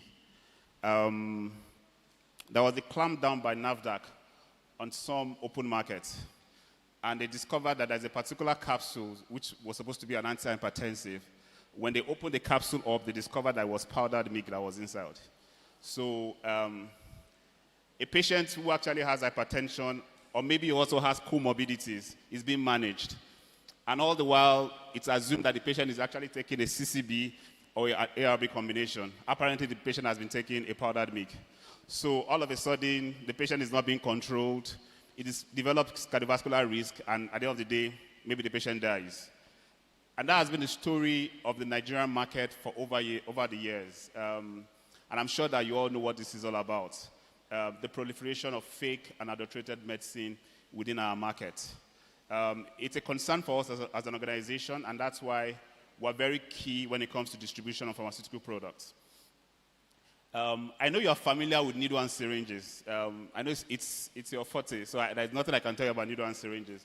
But would it surprise you to know that over the years, over 90% of the needle and syringe in the Nigerian market, the syringes are made for food-grade plastics. The danger about that is that the sterility of that syringe is already compromised. And most times you wonder why some patients develop super infections, maybe after an injection or something. Most of the time it's actually as a result of those cases of food plastic. Ideally, WHO recommendation is that all needle and syringes must be of medical grade. But because Nigeria, for what we are, our people, even our colleagues as pharmacists, go to places like India, China, and request for a food-grade needle and syringe to bring to the market. And that's what we have in circulation. So over the years, what you'll find in the Nigerian market is needle and syringe of food-grade quality. And let me explain what food-grade quality means to you. So that means that people go all around, just like you see those guys that go around and pick bottled waters. So people go around and carry plastics, and then through a lot of technology, they match it together and form another plastic entirely. So that's what food-grade technology, that is very good when you're using it for maybe baking or any food whatsoever. But when you use it for medical devices, it's actually a danger in our society. So, I will talk briefly about two products, and I showed one of the products that has been shared. I'm sure you must have received a product called Salon Pass. I will speak to those products very, very sharply, and then I will leave your faces. I will speak to the Afri Medical, which is actually the AfriJect 5 mils, 3 mils, 2 mils, and also the 10 mils needle and syringes. Why this is different from what you'll find in the market is that the AfriJect needle and syringes are of medical grade and not of food grade. You can quote me anywhere. Any of those other brands that you find in the Nigerian market, whether produced or brought in from China, they are food grade quantity. It's a difficult conversation to have because people will ask you that, but we have used food grade over the years. But the truth is that there are some things that actually happen within the hospital system that we don't understand until we realize that it's as a result of the kind of needle and syringe that we actually use. So we have the AfriJect needle and syringes that comes in 2, 3, 5, and 10 mils, and it's of medical grade. And we are promoting this actively to show that we have to say no, to food-grade needle and syringes within our market. For the purpose of this meeting, apart from the student nurses, please forgive me, for other people around here, nurses that are actually practicing, we are going to give out, free samples to you. And we are very intentional about that because we want you to actually, have a feel of what we are talking about. And I'm sure that some of us must have actually come through those brands before now. The second product I'll be talking about is the Salon Pass patch, and I will explain what this is all about. What we are familiar with in Nigeria is that, particularly the elderly, my mom has always been a culprit. anytime I go back home, I'm always seeing a brand of diclofenac 75 milligram on her wardrobe. And understandably so, she has a level of arthritis. So, elderly people, anything that relieves them of their pain, you can't take it away from them again. And, you understand that, because again, I will go home and I will see 75 milligram diclofenac, I will pick it from us and I will take it off from her. But what I have refused to do is that I have refused to replace that 75 milligram tablet with something that would help her. Because as far as I'm concerned, that's what's actually helping her at the moment. So what we have done at Drugstock is that we have seen the side effect that comes with the use of NSAIDs, particularly for long use of NSAID in our markets. We would have just sat down in our office and said that let's go and bring another brand of diclofenac and let's flood everybody with NSAIDs. Two things, and there are papers online that have actually confirmed this. Two things have happened over the years. You will know that some of the questions that they will ask patients when they want to give them NSAIDs is that, do you have peptic ulcer disease? Those kind of questions and all of that. However, research has actually shown that a lot of hypertensive patients are not controlled because alongside with hypertensive drugs, they're actually using NSAIDs. And what that does is that if you are very familiar with how NSAIDs works, they inhibit COX-1 or COX-2. So what that does is that they inhibit the production of prostaglandin. And immediately that happens, platelet aggregation that an hypertensive patient actually needs is actually disturbed. So that patient that is actually addressing hypertension is at risk of cardiovascular risk. The same thing with patients who actually are on different medications. So what we have done is that instead of to avoid this drug-drug interaction, polypharmacy and all of that, we are saying that there is a way you can actually address pain through the transdermal drug delivery system. And I will explain what this is. We are saying that for patients who actually have localized pain, so I'm not saying general body pain, I'm saying localized pain. Localized pain is maybe I have pain here, I have pain at the back. For people who actually drive a long distance, depending on lifestyle and all of that. For people who actually have arthritis and there's a consistent pain on the knee, all you need to do is to patch that place you're actually having the pain. It's a process called the transdermal drug delivery system. And it's a Japanese technology. And it has been around for years. A lot of markets have actually adopted this before now. What we're trying to solve for is that people, we need to reduce the over-dependence on NSAIDs in our community. It's a killer already. Unfortunately, so much attention is not paid to it because, again, for every level of pain, whether mild to moderate or severe, the first point of call is always NSAIDs. But we need to reduce, particularly in our elderly patients, we need to reduce their dependence on NSAIDs. Particularly with patients who actually have hypertension too, how do we reduce their dependence on this medication? And that's why we have the Salon Pass. So we have samples that we're going to be giving out. It has been shared already. I'm rounding up. It has been shared already, and I sincerely hope that we'll actually take advantage of it. You don't have to use it now. You can use it to when you have those level of mild to moderate pain. You can patch where it is, and you can leave it on for close to 8 hours. Because the active ingredient is methyl salicylate, camphor, and menthol. So you'll feel the sharp, feeling of that, and we also have it in spray. So we have our stand there. Briefly before we go back, you can actually just stay to just check what we have. But trust me, you can check online Salon Pass, you can check online Afri Medical or AfriJect injections, and I'm sure that there are things that will actually be valuable to your practice. So this is what we came to speak about from Drugstock. We have our stand behind there, and we have our guys also there that we can actually speak to you immediately after now. So thank you very much. Please, we have samples for, so how do I put this, for the practicing nurses, not the student nurses. We have some, I'm so sorry, so for some student nurses actually got this, the patches. Yeah, so, but we have samples for the needle and syringes that you can actually pick up. We're willing to give you across the 2, 3, 5, and 10 meals for you to try out in your practice. And we hope that we'll get the feedback from you as we leave. Thank you very much for your time. Thank you. Please, can we give him a resounding round of applause? He said we didn't clap for him because he's not a nurse. Please, let's do better. Thank you very much. In nursing, we celebrate people. That's when we see our bosses, we do what? We stand up. Yes, exactly. So right now, we are going to be having the award session. We're going to be having about 3 award sessions. So I'd like to call on the team, the videographers, the photographers to please come forward and do justice to this session. So now, I said Ladoke Akintola University Teaching Hospital is the best in the world. It's not even just the best in Nigeria. It's the best because I graduated from Ladake Akintola University of Technology. And we produce the best nurses. Yes, we do. And I'm going to be reading the biography of an amazing woman, a strong woman. She's going to be the one receiving the first award. And her name is, before I do, can we sing the song for her? Mama, oh mama, oh mama, oh.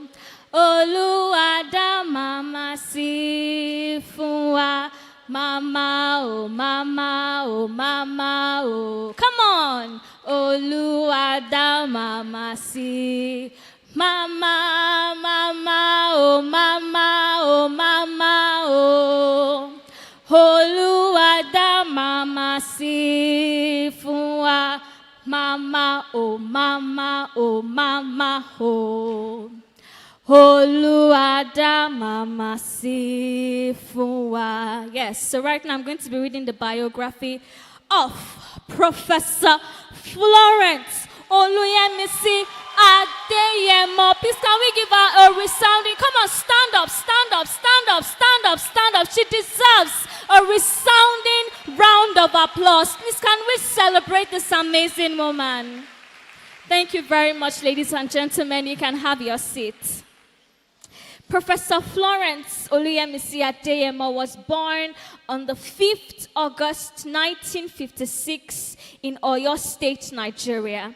She hails from Oyo State and has distinguished herself as a nurse, educator, and public health advocate and community leader. She began her early education at St. Louis Secondary School, Bompai, Kano, from 1969 to 1975. She proceeded to the School of Nursing, Ilorin, from 1975 to 1978, where she qualified as a registered nurse. Driven by a passion for advancing nursing education, she furthered her studies at the University of Ibadan, obtained in 1984, Masters of Science in Nursing in 1995, and PhD in Health Education in 2004. She also trained at the School of Midwifery, Yemetu, Ibadan, from 1986 to 1987. And earned multiple professional certifications, including registered midwife, registered public health nurse, and registered nurse tutor, and family planning certification, in record of the West African College of Nursing in 2007. Professionally, Professor Adeyemo's career has spanned over 4 decades. She began as a staff nurse with the Hospital Management Board in Ilorin and Ibadan before serving as a nurse tutor in Osogbo and Ibadan.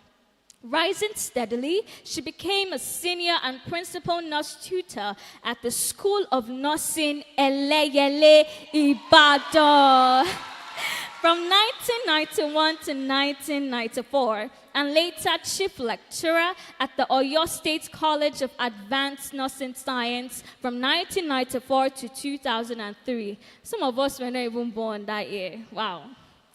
Where she also served as acting deputy provost. She joined the university system in 2003, and since then contributed significantly at the best university in the world, Ladake Akintola University of Technology, where she rose to become the dean of the Faculty of Nursing in 2024. She also held leadership roles as acting head of department at Lautech, University of Benin, and Iginedon University, amongst others.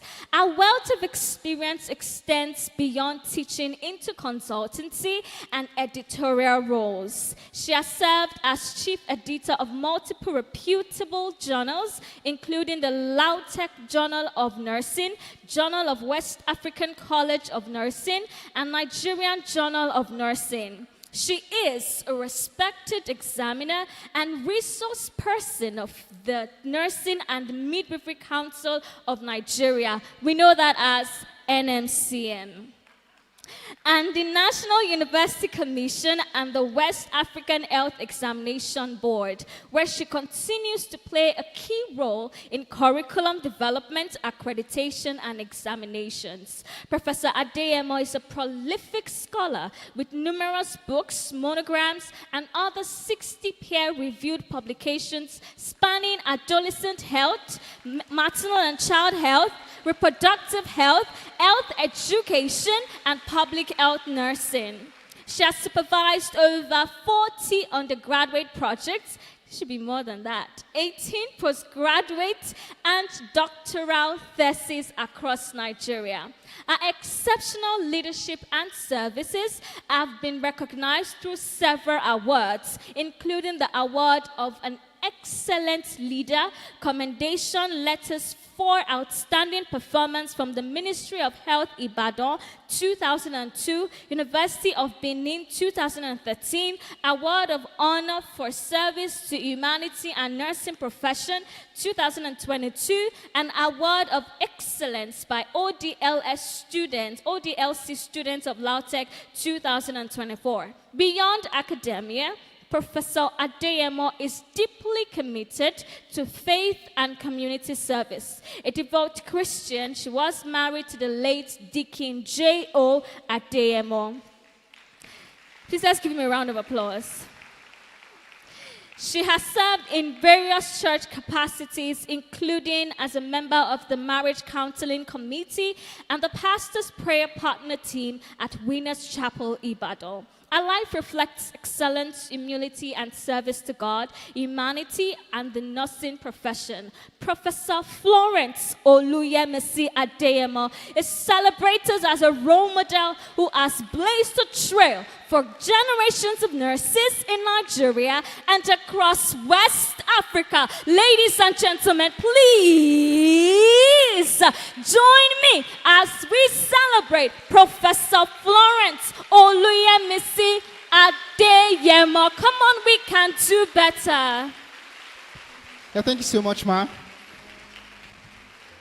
Okay, ma, so on behalf of the Nightingales Summit team 2025, we present you an award, a Lifetime Impact Award, presented to Professor Florence Adeyemo in recognition of your lifelong dedication, ma, sacrifice, and trailblazing contribution that has shaped the nursing profession for generations to come. Mommy, want to say a big thank you to you, ma. Thank you so much, ma, for being an amazing mentor to us. Thank you so much, ma, for being shining the path to us. Thank you so much, ma, for paving the way for us. Thank you so much, ma, for letting us, for showing us that we can actually do it, ma. Mommy, I truly celebrate you, ma, and I want all the young nurses to all stand up, please. Please let us stand up and celebrate mommy. Let us jam our hands together. Thank you so much, ma.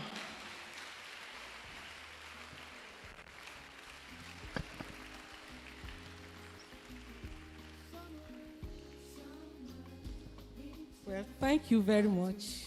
I'm very grateful. Let me have maybe some words. As a nurse, you must have, I'm a public health nurse to the core. And my subspecialty is nursing administration. You must have an objective. You must have a purpose. Every day when you wake up, you must have an objective. You may meet all your objectives, you may not, but you must have it. If not, you won't know what you are doing. I have made up my mind that anywhere I go to, I must have something that they will always remember me for. So, and anywhere I go, that's what I do. And someone asked me outside about questions, about what I think about the new generation. And I said they don't ask questions. And if you don't ask questions, you may never know it. You may think you know it. But if you ask questions from the experienced people, and then you may put your own idea, you will see that people will think you know more than what they think you know. But if you refuse to ask questions and you think you can do it yourself, you will fail flat. And that's a problem with not only the young generation, most nurses. Most nurses. Just as they said, I want to make a point of correction. I married from Oyo State. I'm not from Oyo State. I'm from Kogi. But I'm now Oyo State. So,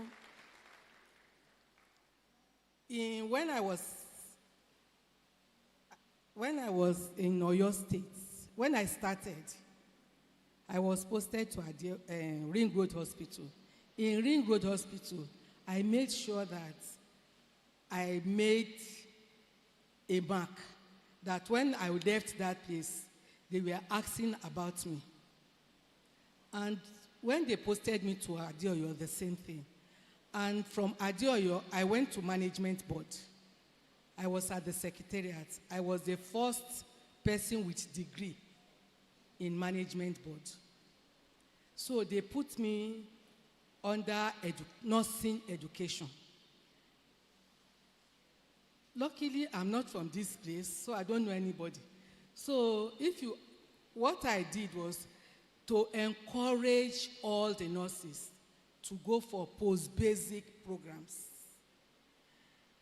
And truly yours, they say what you do will come back to you.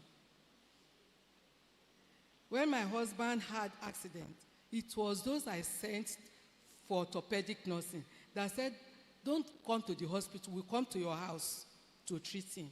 And truly yours, they did. You can't not know that he had an accident. Those that went for ophthalmic nursing, I had pterygium. And in Ladoke Akintola Teaching Hospital, they booked me for an operation. The morning of the operation, all of a sudden, the doctor said his spirit does not do it, that I should come to Ibadan. So I was annoyed. It was one of those I sent to Bindi for ophthalmic nurse that saw me. I said, auntie, what's wrong with you? And I told him, he said, don't mind them. I said, I don't have money, but use so drugs. And the thing disappeared. What about if they have masters? Because then the other says, they will spoil your eye, they will spoil this. If they had masters and that was why our master's degree had subspecialties. When I went to Okada Igbenedion University, I started their public health nursing with them. And I discovered that the women, because all their primary health centers in that local government, I normally go there to work. So I discovered that, yes, they will come for antenatal clinic, but they will not come for delivery. So we make our community diagnosis and discover that they prefer going to the traditional birth attendant. So we have to give health education. And even they have a teaching hospital there, they don't use it. They prefer going to Benin. So we had to go and meet the people, the CND, so that they can reduce the price. And before you know it, Igbenedion University Teaching Hospital that have no patients, now have lots of patients. In Benin, where just the way they called me from this Ogbomoso, that I should take my accumulated leave and come and assist them.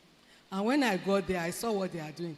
I said, look, your people will never pass because your curriculum is not okay. So we developed another curriculum. I and Adejumo, we worked together. We developed another curriculum. I've told you that my own thing is public health. So with the public health, where we took them for public health, the same problem. They don't even come to hospital. So we did another community diagnosis. And we discovered that they don't believe in hospital. They believe in their traditional medicine men. So we have to health educate them. And also, we made a turnaround in the Department of Nursing. They refer to me in Benin as Yoruba nurse because I brought a relationship between the hospitals, all the hospitals, and the Department of Nursing, because they don't even know where the Department of Nursing is. And also, because of my this thing that I did there, I became their deputy center. I became their deputy center leader for their World Bank project. So, which gave me experience that because I travel outside Nigeria all the time. And also, in many universities, I've assisted them to develop their curriculum, establish nursing, and I'm a consultant to many other universities. Thank you. God bless.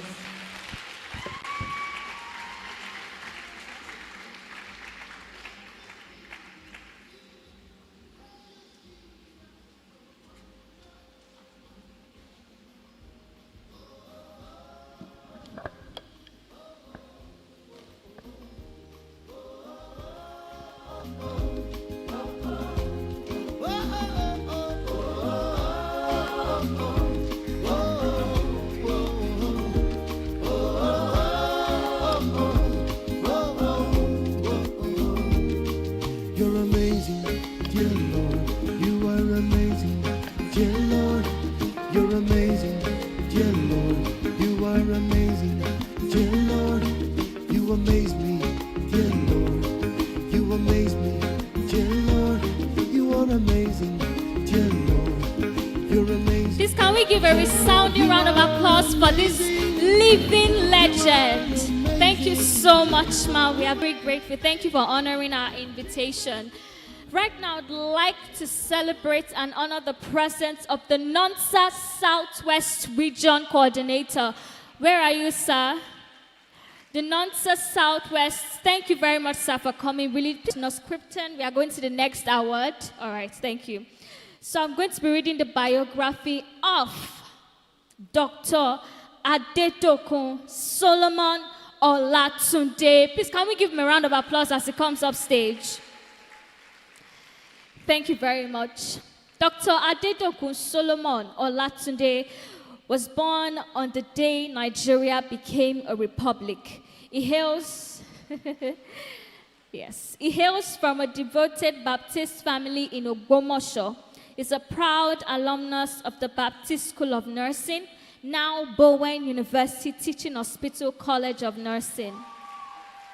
He's a registered nurse with advanced training in occupational and public health nursing and holds a BSc in health and education from Lagos State University. His distinguished career spans decades of service in both public and private health sectors. As one of the pioneer senior nursing officers at Ladoke Akintola Teaching Hospital, he contributed immensely to its establishment in Osogbo and Ogbomoso and remained a pillar of excellence until his retirement in October 2023.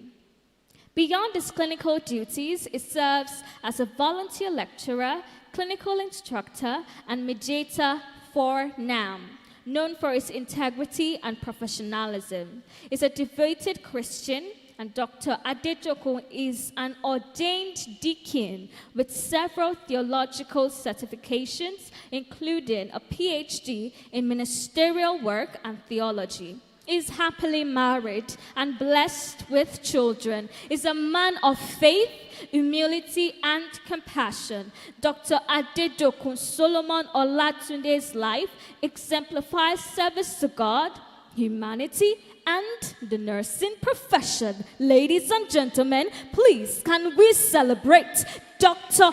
Adedokun Solomon Olatunde.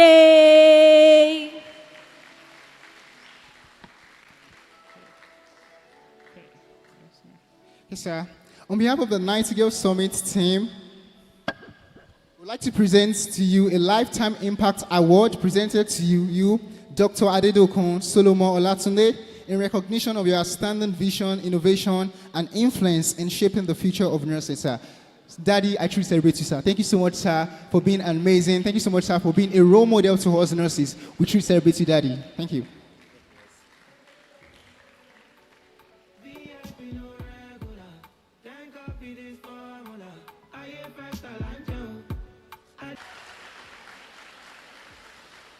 Let me add more.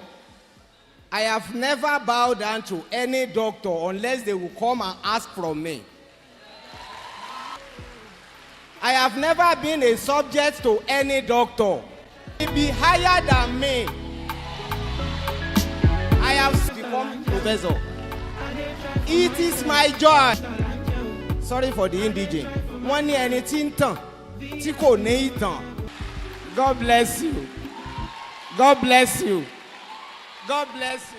Amen. Please, can we give 3 bossa for Daddy? Bossa, bossa, bossa. Thank you so much, sir. We really do appreciate you. Thank you for honoring our invitation. So right now, I'm going to be going to the next award session. I'll be calling on an amazing woman, Nurse Okunade Olufunke. She's my namesake. Yes.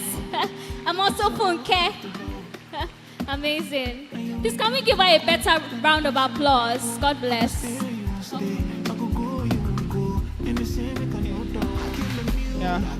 So there's something I want to say about Mommy, because when I was in nursing school, Mommy was one of the ones who trained me to become a nurse. So I want to celebrate Mommy here. Mommy, thank you so much, ma, for impacting me. Thank you so much, ma, for training me. Thank you so much for paving the way for me. Thank you so much for using God in my life. I really celebrate you, Mommy.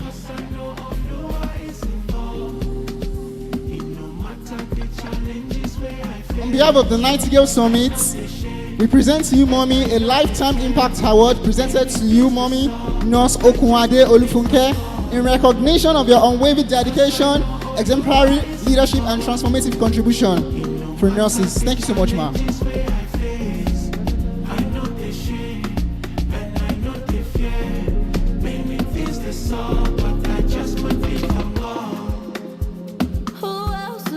Hello. I really appreciate God for honoring me and to meet you today, my students. And what I always say, as Baba that has just left, that will be higher than me, I really praise God that God is just doing it. Then most importantly, nursing is not just a career, it's a calling. And always have it in mind to have compassion on your patients. Very, very important. Let me give you a scenario before I go. There was a time I was in bed ward. I was on night duty that very day. They brought a patient, a child, from emergency room. So by the time the relatives came in, they wanted to fight me. Immediately they came. I welcomed them. Said, you are welcome. The child has brain damage. So I said there was a patient on this bed that had similar case as your child had, that I believe this child will be okay. So immediately I said that. One of them said, so there is a good nurse in this Baptist Medical Center then that will fight with them in emergency. I said, you don't need to fight with anybody. We have individual differences.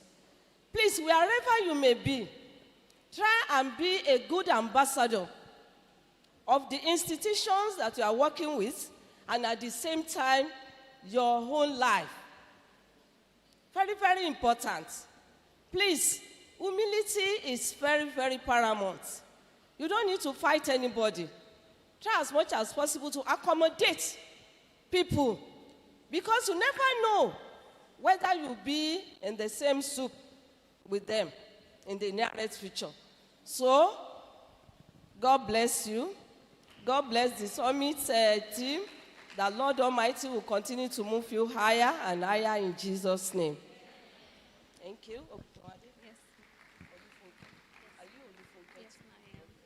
Thank you very much, ma. Please, let's give her a resounding round of applause. Thank you so much, ma. So right now, I'm going to be going to the Q&A session, and I'd like to welcome and call on the moderator of this session. Please, let's give a round of applause. Let's celebrate Temiloluwa Hoyediran. We can do better. I love our people. Thank you. Stay beside me, my love. Thank you. Come closer. She's so beautiful. Yes. So, right now, we are going to be reading Professor Eson's biography. And we read it in full, like the way Mommy wants it. But, before we start, can we sing this song? Mommy, oh, Mommy, let's sing now. Come on. Wajewama, anybody koni ribe, I follow you. I can't pakosenu trela akutuwe. Can somebody shout, Mommy, we love you. All right, so right now we're going to be going into a biography. Professor Deborah Tolulope Eson was born over 4 decades ago into the family of the late Pa Anthony Adegunju Falode and Mrs. Elizabeth Adenike Falode of Ifewara, Osun State, Nigeria. You see, people from Osun State, we are fine. We are intelligent. We are gorgeous, amazing.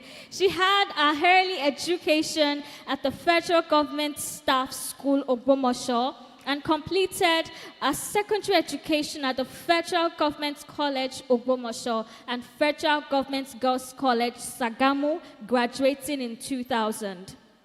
Professor Eson is a distinguished scholar and professor of nursing, specializing in community and public health nursing at the Faculty of Nursing Sciences, Bowen University, Iwo, where she serves as the Pioneer Dean.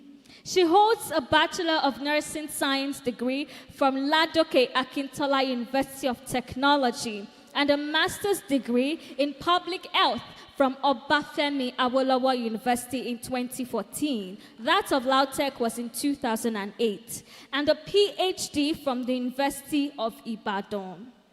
She's a registered nurse, midwife, and public health nurse with the Nursing and Midwifery Council of Nigeria and an active member of Sigma Theta Tau International Honors Society of Nursing, Alpha Alpha Upsilon Chapter. Her academic career began in 2012 as a graduate assistant at Afe Babalola University at Ado-Ekiti, where she rose to associate professor before joining Bowen University as a full professor. Professor Eson has extensive research experience, as attested by her publication records. She has authored over 100 research articles in reputable journals, with 70 of the articles published in Scopus indexed journals.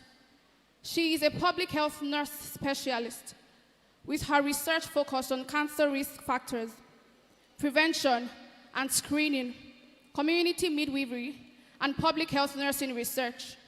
She has contributed valuable knowledge to the field of public health through article publication, conference paper presentation, and capacity building.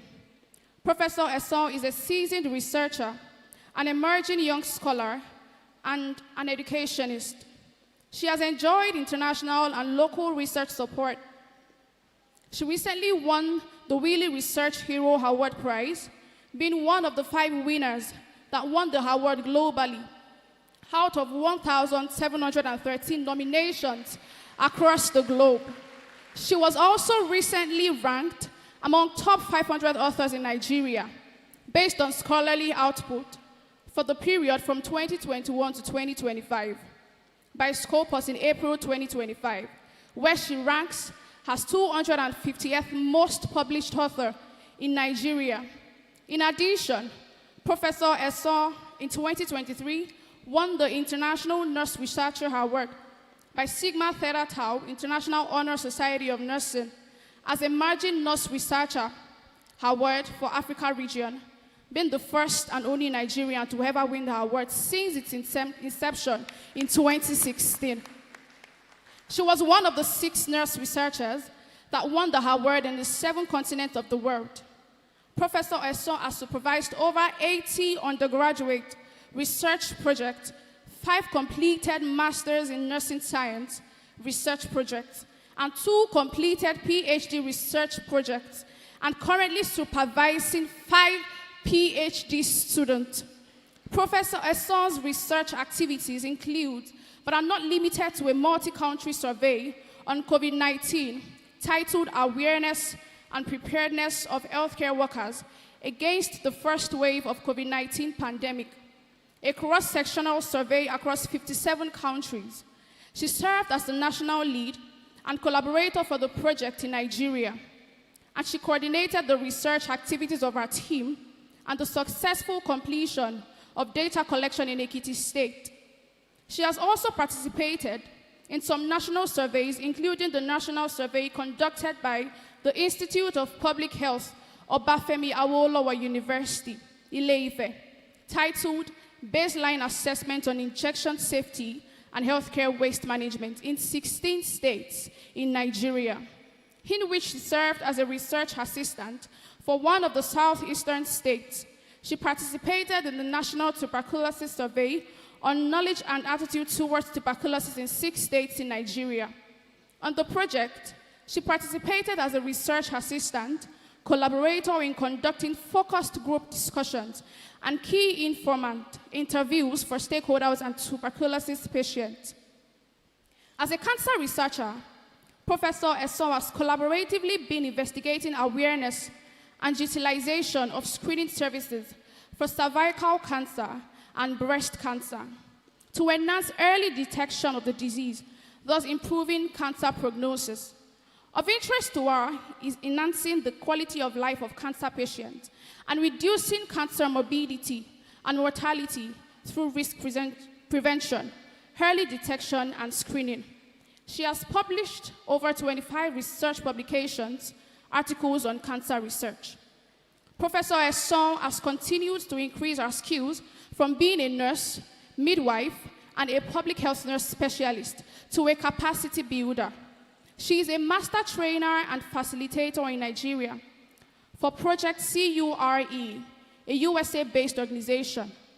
Professor Esson is at the forefront of training traditional birth attendants and nurses at the grassroots level on helping babies breathe and essential care for the newborn. She has continued to make an impact in reducing neonatal morbidities and mortality in low-resource settings. In 2023, she was involved in training midwives, working at the secondary level of care across the 16 local government areas in Ekiti State, in neonatal resuscitation, techniques, and essential care for the newborn. This training put the effort in fulfilling the SDG Goal 5, which is geared towards reduction of maternal and neonatal mortality in poor resource settings. Can we give her a round of applause, please? Professor Esson has won several awards, which includes, but are not limited to, Wiley Research Hero Award in year 2025, Sigma Emerging Nurse Research Award for year 2023, Nurse Researcher Award for year 2023 by Institute of Nursing Research, University of Ibadan Postgraduate Student Award for publishing in a reputable international journal, Afe Babalola University, Founder and Chancellor Research Award for publication in Scopus indexed journals in years 2020, 2021, 2022, respectively. Most Supportive Lecturer Award by NONSA in 2017. Best Abstract Award in 2016. Carnegie Scholarship for Female Postgraduate Students in 2011. Additionally, she won the award of the Best Student in Clinical Practice and Nurse of the Year during our undergraduate degree program. She recently earned the Meticulous Award of Excellence, awarded by the Nigerian University Nursing Students Association, NONSA, due to her continued commitment to research and academic excellence. Amongst other notable achievements is the recognition by Springer Nature as an official author of top 100 downloaded sustainability papers for scientific reports in 2022. Professor Deborah Esson is also a beneficiary of University of California, San Diego Global Health Program research support. In 2023, she was invited to be a part of an in-house focus group meeting organized by Sigma Theta Tau International Honor Society of Nursing, USA, for channeling career mentorship path for young nursing in recognition of her achievement as a young scholar and educationist. Professor Esson teaches research methodology, health economics, introduction to biostatics, epidemiology to undergraduate nursing students, and advanced research methodology, epidemiology, and environmental health for her. Several international journals of advanced nursing, an international journal published by SAGE. Professor Esson is a family woman, and she's married to Dr. Theophilus Olaide Esson, who is a medical doctor and a specialist in otorhinolaryngology.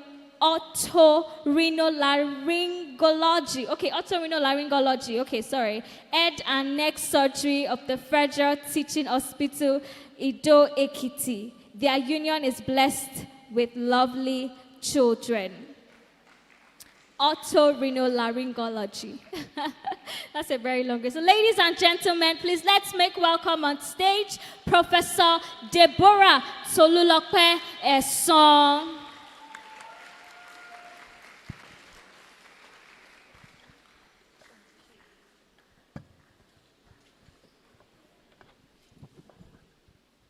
Please, a round of applause for her once again. Good day, everyone. It's my honor to welcome us all to this very special question and answer session with our very own distinguished contributor, Professor Esson Deborah Tolulope. A round of applause for her, please. So the purpose of this question and answer is for us to draw from your wisdom and experience in bridging generations, mentorships, innovations, and excellence. So the very first question goes this, the bridge question.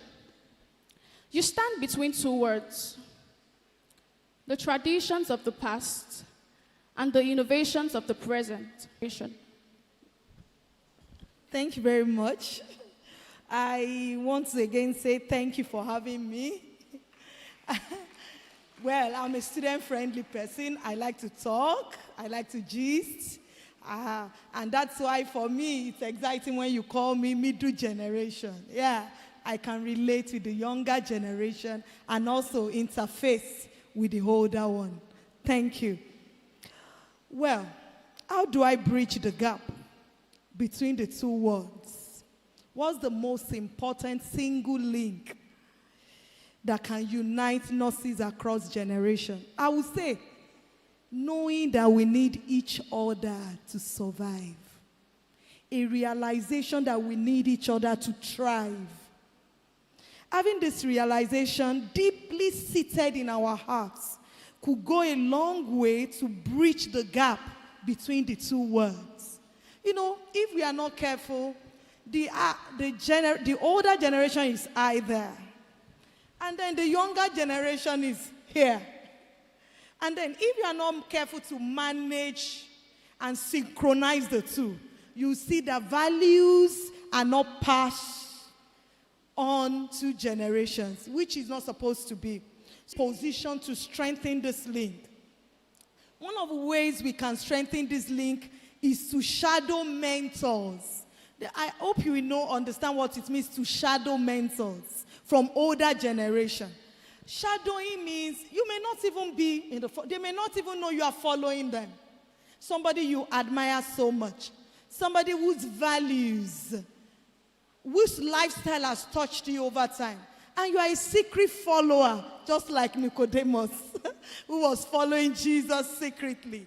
So I want to say that shadowing mentors from the older generation, don't stand aloof. There's so much to learn from the older generation, who may do things differently than the way we currently do. And don't say that they are old school. There is so much to learn from them.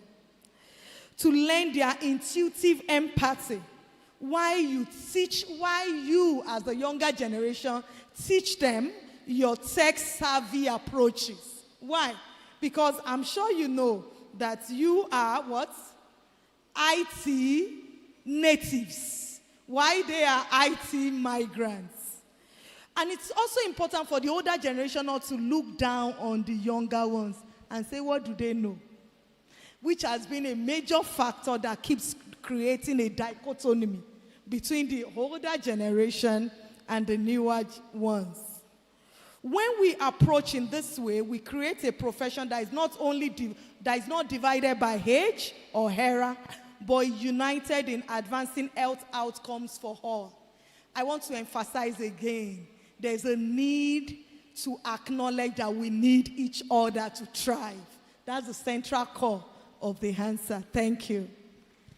Thank you very much, Ma. That was very, very insightful. On to the next question, the mentorship question. Many young nurses today struggle to find guidance. In your view, ma'am, how can mid-career nurses become the missing link, the torch bearers for the next generation? Thank you very much. To the question, how can mid-career nurses become the missing link, the torchbearers for the next generation? For me, I want to say accessibility is key. As a middle generation nurse, one of the strengths that I've assessed over years, I've used, is accessibility. You can't stand there. And I want to say that operating an open door policy. You know, one of the things that I've learned over the years, I tell my students, be confident. Are we together? There is we were trained, you know, and Professor, as I see most of the time, when you see a conventional nursing school, they tell you, just do as I do. Don't question. No, we are not brooding robots. We are rather brooding critical thinkers, men and women who could challenge our ideologies politely, and yet we don't trample on them. Being accessible, operating an open door policy could help. I would say, as a middle-aged nurse, cultivating intentional availability. Being available. You know, there are times that people just come to my office without appointments, without a pre-scheduled appointment, and they say, wow, you are so accessible. Why is this so? I said, because I'm not old. So when MC was saying, mommy, oh, I was just thinking, looking around for the mommy. I said, no, me, I'm not mommy yet. I can't be mommy when I'm that way, I'm able to relate with them appropriately. I hope you are following me. Because if you don't take this position, you are likely not going to be able to assess the younger generation. Young nurses often hesitate to seek guidance because sometimes they are afraid. I hope we know they are afraid. Even as I am saying accessible, there's this fear. They say, hey, what if I go and meet her now? What will I meet? So naturally, there's this fear in them. The fear that they don't want to be a burden. They don't know whether they are burdening you. Are we together? So that fear is there. And sometimes they are afraid. They don't want to look inexperienced. I don't want to ask questions, just like Prof said, so that I don't look like I don't know anything. And so you see people hiding their ignorance instead of learning and then putting up a bold face. So as mid-career nurses, we can change this narrative by being proactively and practicably approachable. You know, somebody came to me was it just last year? And he said he wanted me to write a reference for him. I said, but I don't know you. He said the application was closing that day. And then should I call mentor, a senior me to write. I said, just anything. And by the time we were done, he gave me a draft. I wrote because the application was closing that same day. By the time I was done, she said, Ma, I've never seen this. I said, no, but you need the help now. It can't wait. And that's why we are there. So there must be a way you portray what I call practical approachability. Such that even when people see that you are high there, they know you are still touchable. You have a human face. And that's why I say for me, going out of your way, if you are ever going to bridge the gap between the older and the younger, you may have to cultivate what I call informal relationships.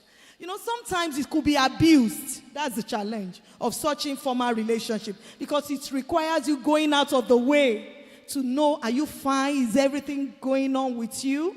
With that, we can build trust faster, and we can build the Gen Z generation. Thank you. Thank you so much, ma'am. That was beautifully said. On to the next question, the innovation question.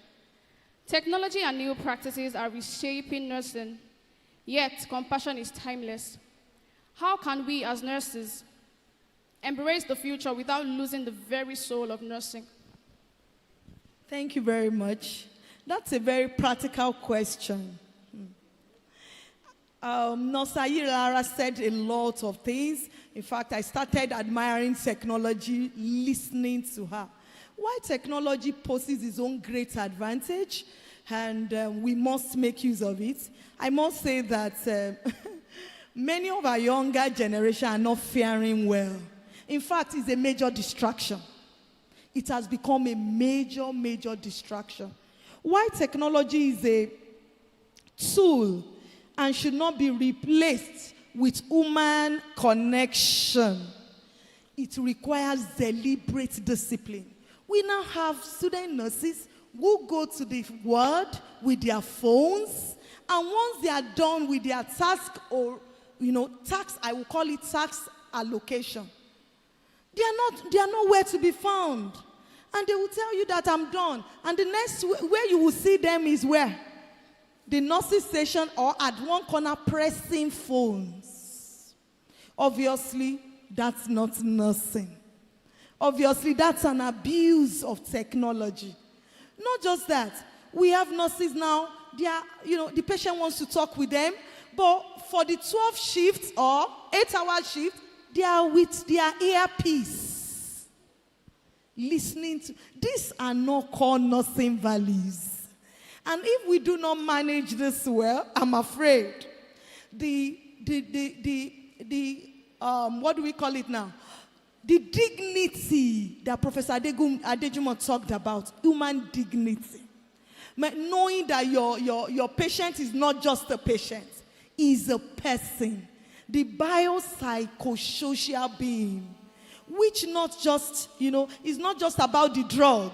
It's about the nursing presence. If we are not careful in managing this, in the advent of technology, we may erode the core values of nursing, which is embedded in compassion, empathy.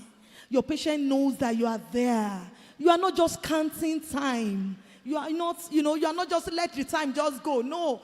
But if you are putting in 8-hour shift, you are there. 8-hour shift, you are there. And I think this culture we must imbibe. I tell my students, don't go, except for emergencies. Don't pick calls, and don't let me ever see you with your earplugs or earphones while attending to patients. There's what we call the non-verbal communication, which I know you know speaks louder than what you even expressed. I'm sure the older generation relates to that. Sometimes you have not abused a senior person, but yet you have abused them. Am I communicating? You didn't say Ori e oda, but sincerely your body language has said something is certainly wrong with you. And that's why, because we are not engineers, we are not, we are not any other profession. We are nurses. And that's why we must use technology as an advantage and not as a replacement for empathy and compassion. Thank you. Thank you so much, Ma. As she has said, there has to be a balance between technology and compassion. On to the next question, which is the very last question, the legacy question. If you had just one chance to speak into the future of nursing in Nigeria, what truth or principle would you want every young nurse and student here to carry for life? Thank you so much. I really appreciate that question. Well, if I'm asked to speak on the value or what I would want you to live with, I would say commitment and desire to bring a change. We've heard it from Professor Adejimo. We also heard it from Nurse Ayilara. Commitment and desire to bring a change, Commitment to excellence, commitment to what you do. When you get somewhere, let them know you are there. Such that somebody who has not met you will simply know that, has Debbie been here? Not because of anything, but because they see something different. A touch of excellence. A touch of commitment. A touch to be the change that you seek. We are so quick to condemn the system. We pass the buck. Hey, Nigeria is not this. Nurses are not this. But who are you? What are you contributing to the system? Know that knowing that fully well we are all part of the system. And I want to say that be the change you seek in the system. What don't you like in the system? I want to ask you a random question. You've seen the nursing world. What throws you off? What don't you like? If you are given an opportunity to change the system, what will you do? I will put it to you. Be that change. Oh, I don't like how some nurses attend to patients. Can you model the ideal way? Oh, some older nurses just shout on, oh, can you be that change? And it starts from you. If we all do that, the world will be a better place. Thank you very much. Thank you so very much, Mar, for this powerful word of wisdom. Ladies and gentlemen, can we please put our hands together once more to appreciate Professor Eson Deborah Tolulokpe for such a rich and inspiring session. Thank you so very much, ma'am.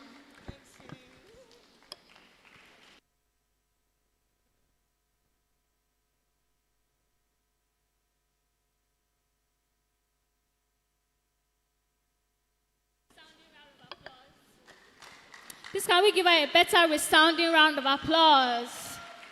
All right, we're going to be giving her an award. I would like to call on Professor Eson to please come collect her award. Thank you very much. Okay. Firstly, please, I actually want all the young nurses to stand up, please, because this is actually my mommy. She's my mommy, and mommy, I want to say a big thank you to you, ma. Mommy, thank you so much, ma, for training me. Thank you so much, ma, for inspiring me. Mommy is an awesome mom. She's everything to me. I want to say a big thank you to you, mommy. Yeah. Okay. Leave it. All right. Okay, so on behalf of the Nightingales Summit 2025, want to present the Torch Bearers of Progress Award to my mommy, presented to Professor Deborah Eson Tolulope, in recognition of your lifelong dedication, sacrifice, and trailblazing contribution that have shaped the nursing profession for generations to come. Mommy, we celebrate you. We say thank you so much, Ma, for being amazing.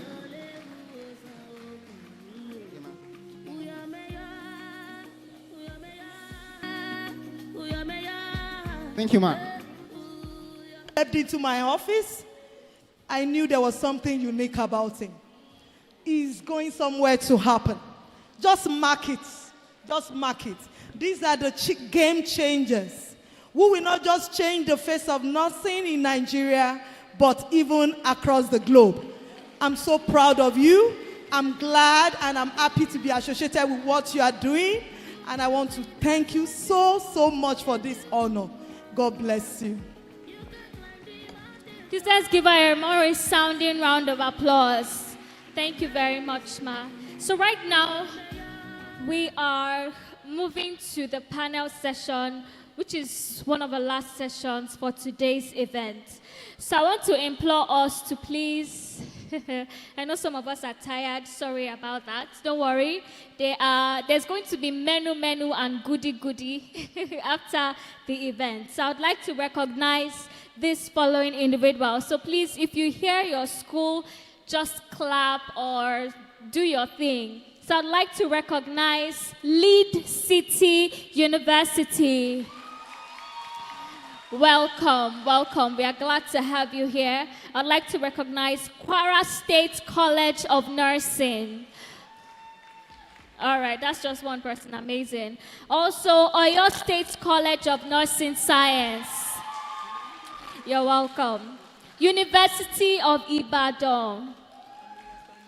You're welcome. Osun State University. You're welcome.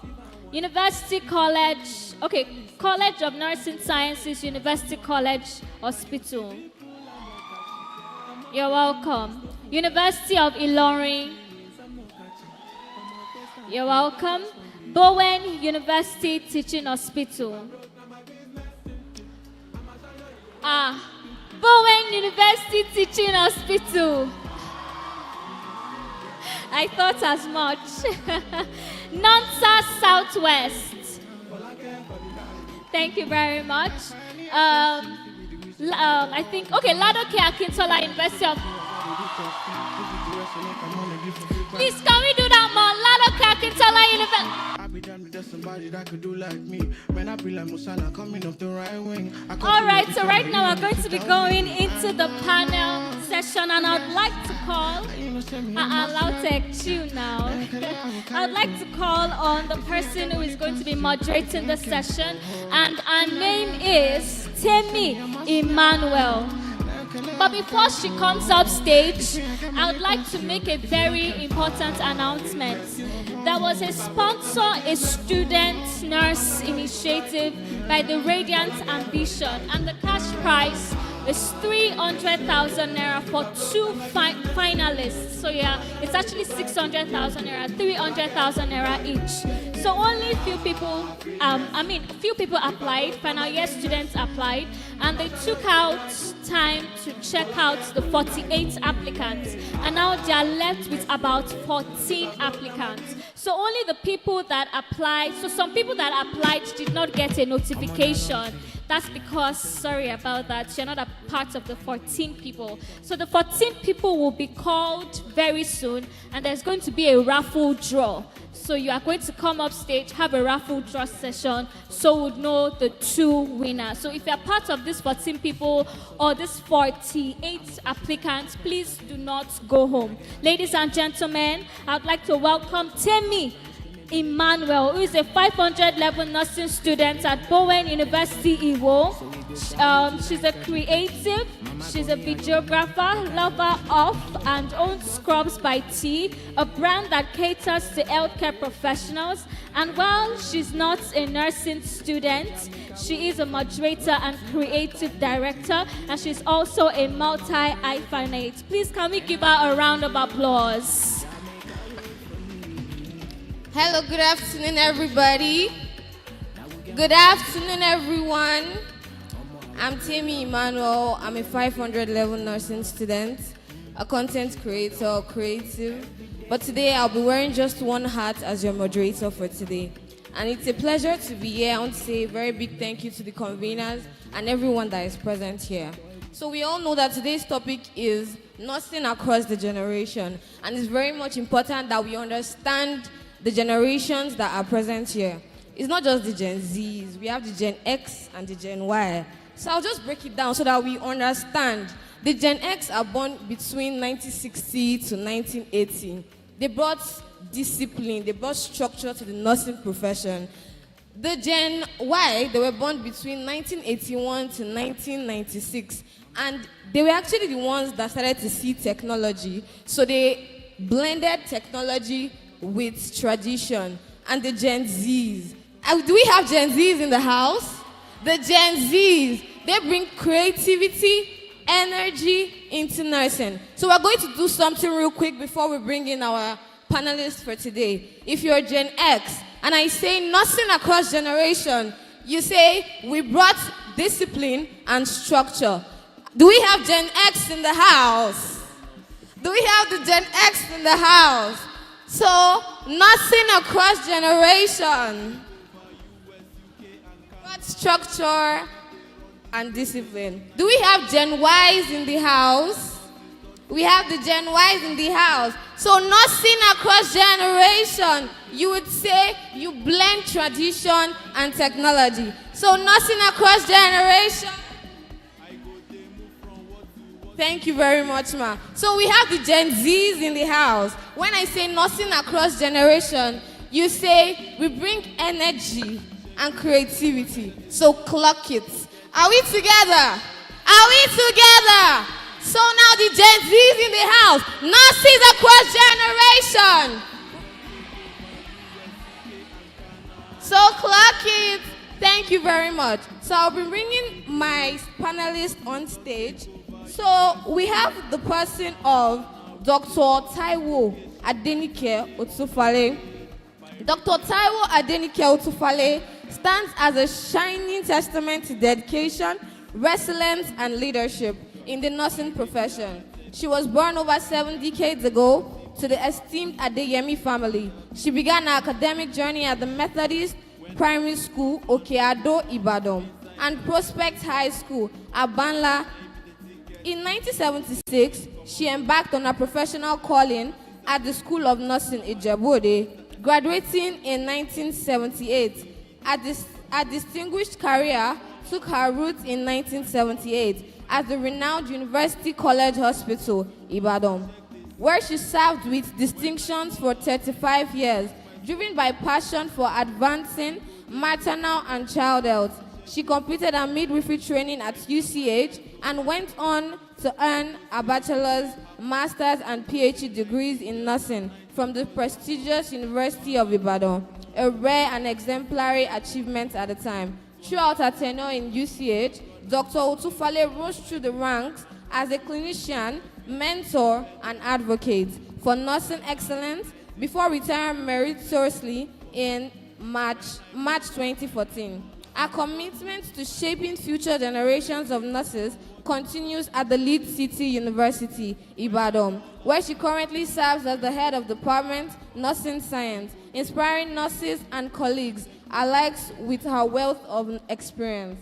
A respected leader within the profession, Dr. Otufale has held pivotal positions, including former state chairman of the Graduate Nursing Association of Nigeria, an active member in National Association of Nigerian Nurses and Midwives, the National Association of Perioperative Nurses of Nigeria, the Forum of Head of Nursing Department and Institution, and the Oyo State Nursing and Midwifery Committee of Nigeria. Dr. Otufale embodies the spirit of nursing across generations, the theme of this year's Nightingales Summit, having spent her career mentoring and guiding younger nurses while championing professional standards and leadership.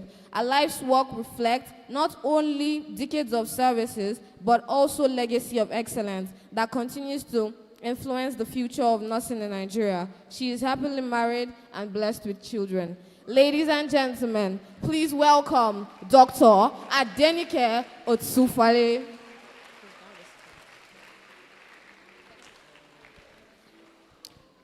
Our second panelist, Nurse Simeon Oluwole Ogunlowo. Simeon Oluwole Ogunlowo is a seasoned academic in nursing profession with over 3 decades of experience as both a nurse educator and practitioner. He began his nursing journey at the then Baptist Medical Center School of Nursing, Ogbomoso, where he obtained his registered nurse diploma. He later earned a Bachelor of Science in Education from Ekiti State University and a Bachelor of Nursing Science from the National Open University of Nigeria. His pursuit of advanced learning led him to obtain a Master's of Science in Social Work and Master of Nursing from the Ladoke Akintola University of Technology, as well as Master of Science in Education from the National Open University of Nigeria. He is currently a doctoral candidate in nursing science at Bowen University, Iwo.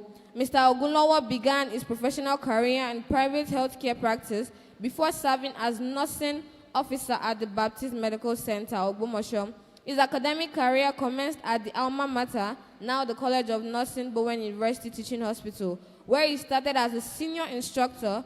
Through dedication and passion for nurturing the next generation of nurses, he steadily advances to his present role as Deputy Director of Nursing Education and Acting Provost of the college.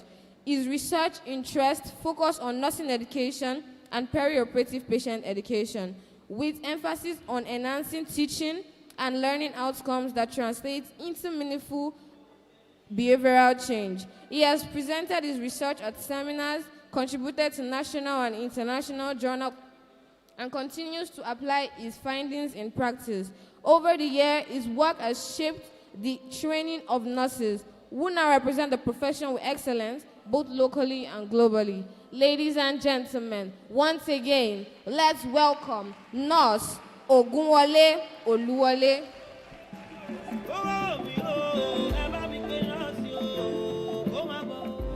So now I want to invite our Gen Z nurse. Gen Z is in the house. We're about to invite our Gen Z nurse, and we know how we do it. So we're going to be inviting Nurse Lillian Tolulokpe. Nurse Lillian Tolulokpe is a dynamic content creator. She's a social media strategist and a digital consultant within a solid background spanning tech, business, and healthcare. She's a first-class graduate of nursing science from Fountain University and a registered nurse. She uniquely blends her healthcare expertise with digital innovation to drive growth through content marketing and brand positioning. She has successfully managed digital platforms for brands such as Fanbase Collective, Pave Prime, and the Social Atelier, helping them scale through strategic storytelling, targeted content, and audience engagement. With extensive experience across LinkedIn, Instagram, and other social media platforms, Lillian has become a trusted resource for businesses and professionals seeking to maximize their digital presence. Beyond content creation, Lillian is a passionate public speaker and trainer. She educates tech professionals, business owners, and aspiring creators on leveraging digital tools for visibility and influence. Through workshops and mentorships, she equips individuals with practical strategies to build strong personal and professional brand online. With her engaging story and actionable insights, Lillian continues to inspire, transform, and empower audiences to thrive in today's digital spaces. Ladies and gentlemen, let's welcome Nurse Lillian Tolulokpe. Thank you very much, my panelists.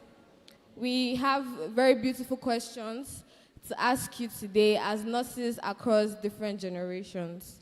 So the first question is going to be a question for the 3 panelists. And the first question is, nursing has evolved through seasons.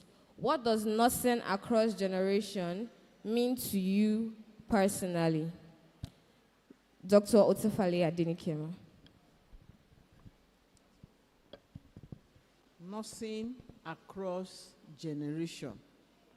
Well, we can see that, nursing is dynamic anyway. We can see that there was the older or the old generation, and then we have, well, I will call it the middle generation, and now what we have. Across these times, nursing had moved.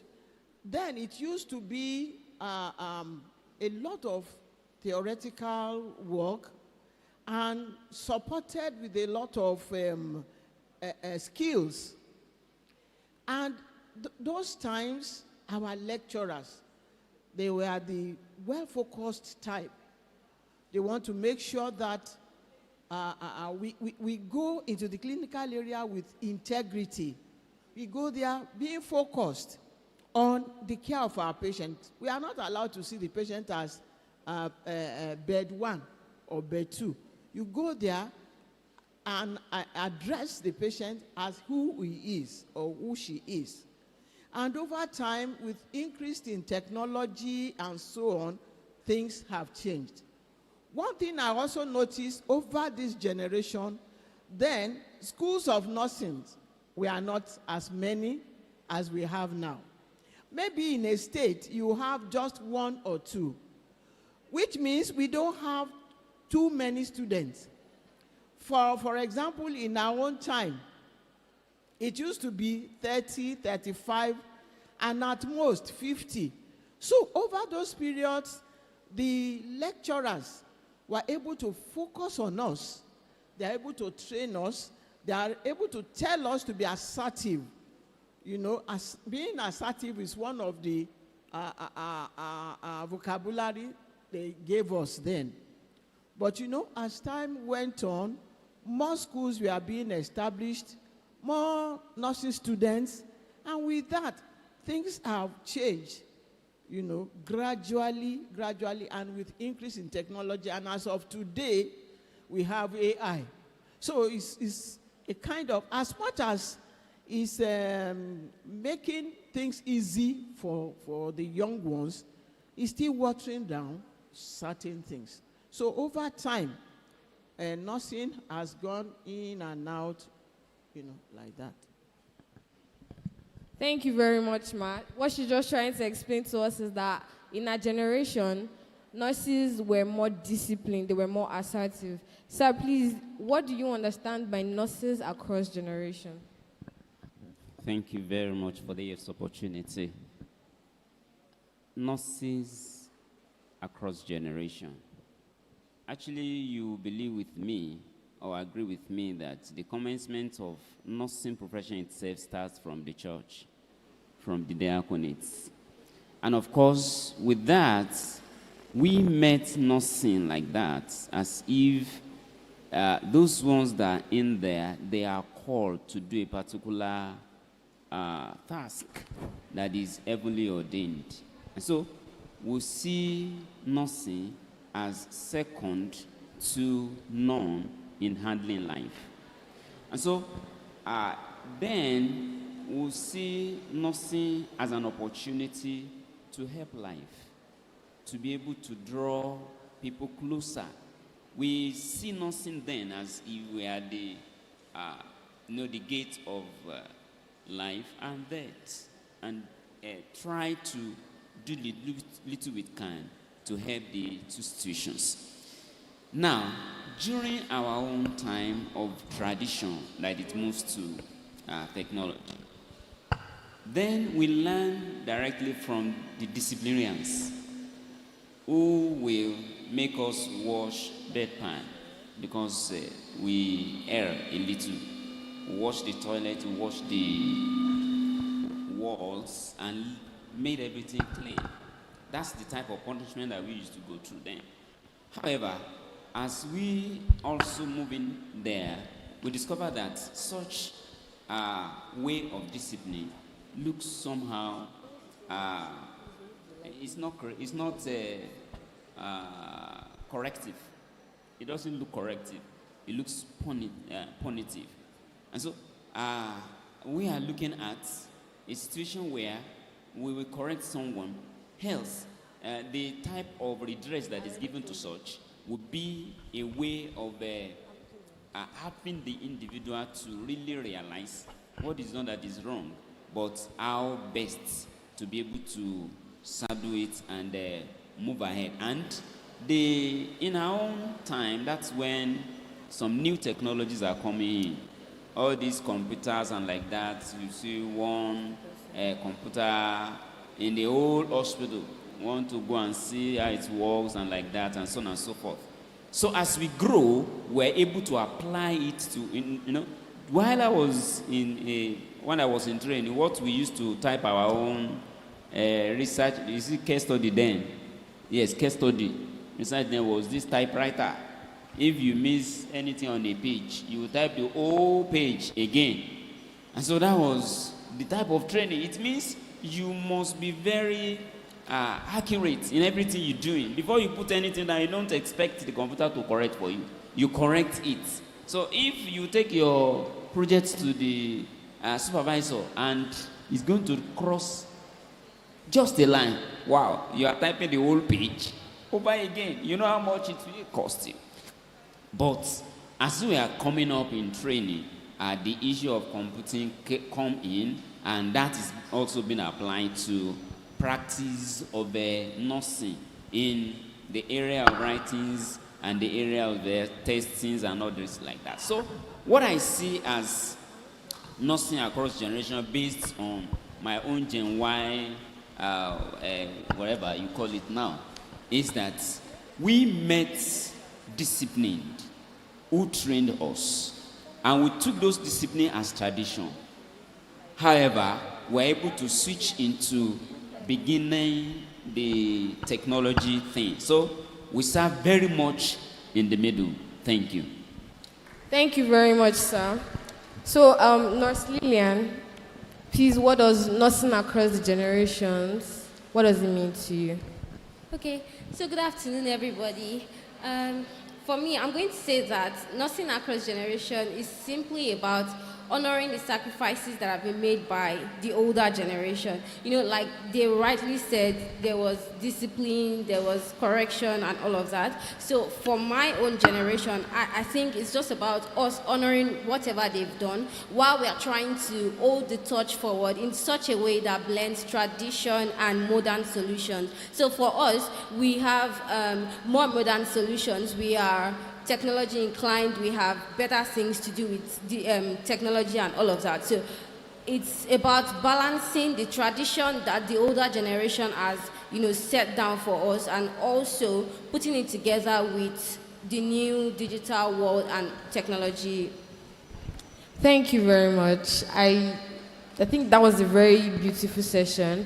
Our mommy has explained to us that nurses across the generation in their time, it brought about, there was structure, there was assertiveness, and our dad said it was more punitive. And Nurse Lillian said that, we bring tech into it, and we just have to acknowledge the things that the older generations have done. So Nurse Lillian, still on you, I would like to ask that from your perspective, what is one defining challenge and one defining strength of nursing in your generation? Okay, so the defining challenge is still going.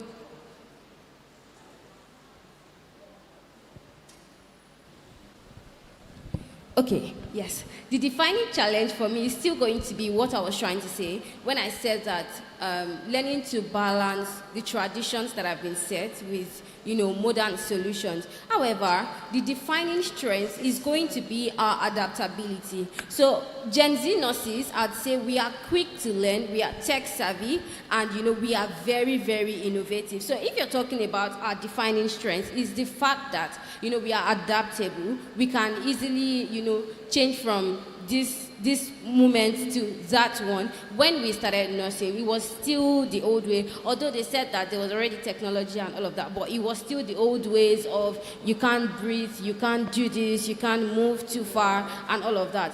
But now things are getting better. So the defining challenge would be trying to balance the tradition and modern solutions. However, the defining strength would be our adaptability rather. Thank you. Thank you very much, Nurse Lillian. Please, can you give it to Nurse Glow?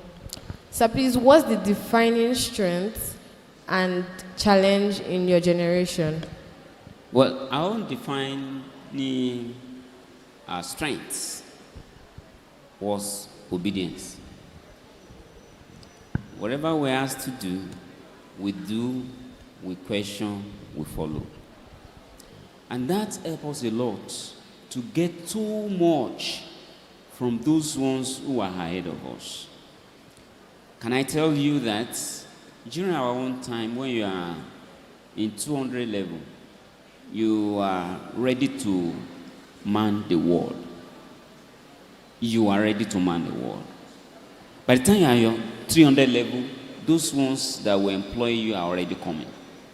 That's the truth. Our staff knows that when they have a 300 level student on the ward, they don't have to look back. It was something like that. Skillful in many of these procedures. And of course, I could still remember we had a training, that's ENT training that we used to go do the posting in University Teaching Hospital Ibadan. When we are there, you know, they will put us together with the doctors on round. As they are asking questions, we that were just going to year 3 in School of Nursing, we are given the prof's answers. You understand that kind of a thing? So that was our own then. What was our defined weakness? Advancement in education was a very serious matter. There and then, if you have not worked for like 10 years, at least, and you go ahead to apply for Bachelor of Nursing Science, they won't take you to the University of Ibadan. You will not, your whatever they call it, your application will not be considered. Of course, what was written there is that you have 2 years of experience, then you can apply. But you have seen matrons who are applying, and their years of experience counted for admission. You understand the kind of a thing? That really set us back a lot. And of course, then, we're having first university in the whole country that is offering Bachelor of Nursing Science. Ibadan, Nsukka, Ife, and probably Jos, if I am not misquoting. So before me as a person will have a Bachelor of Nursing Science, it was exactly 20 years that I finished School of Nursing. Of course, I have had another Bachelor in Education, have Masters in Social Work, before I was able to. That's how scarce nursing education was during our own time, which was a very big weakness in that time. Thank you. Thank you very much, Sam. Nurse, Dr. Otufali, I'm sorry. Mabiz, what was the challenges and the strengths that you faced in your generation? Thank you. In our own time, you know, we met senior ones who are very, you know, those who are really focused, those who will not take no for an answer, those who will not take nonsense. So we had to run and comply. Although as young nurses, we found it a little bit difficult, but we had to, because we'll be made to do it. So in our schools in my own school of nursing then, we had senior ones who will make sure that you don't come late to work. You don't, you know, misbehave. So at times, we have some of us who will not want to agree. Some of us who will want to dodge. So we had issues with that. And for those of us who are really putting our best, you know, you become their friends, they are ready to teach you. Of course, we used to look at them very high up there, very senior mamas. Those mamas, when you see some of them coming this way, you look for where to disappear to.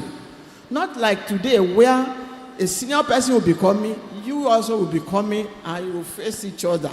You will talk. But in those days, you see one of these mamas coming, you disappear. When I started working too in UCH, the same thing. You hear Mama Efionayi or Mama Kende, or you start to shiver because they will present to you what you might find difficult to handle, challenges.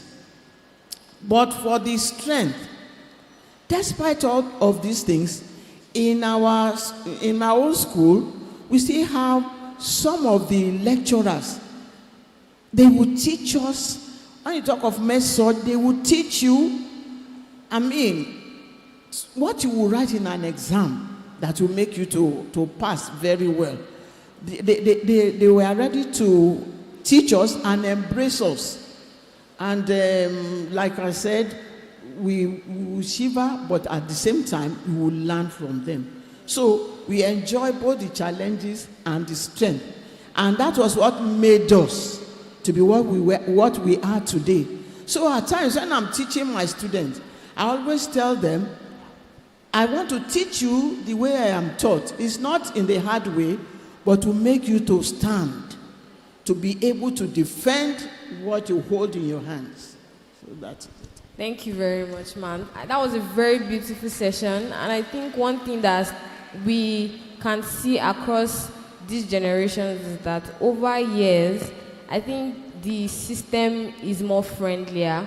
The system has become more open to nursing students, and the rigidity is a little bit complex. And it's safe to say that the Gen Zs are actually enjoying a lot of privileges now. So I want to say thank you very much, Ma. Thank you very much, sir, for coming on this panel session. A round of applause for our panelists, please. A round of applause. I hope we enjoyed this panel's discussion. Thank you very much. I remain Temi Emmanuel. Please can we give a round of applause for our panelists and our panel moderator. I know we are a bit tired. We've come to the part of the last session of this event. So we're going into the raffle draw session. However, I'd like to please recognize the presence of Ajayi Crowther University. Yes, you are very important. That was why I said, called you last. All right, so I'd also like to say a big thank you to our sponsors and partners. We have Fellow Nurse Africa, thank you very much.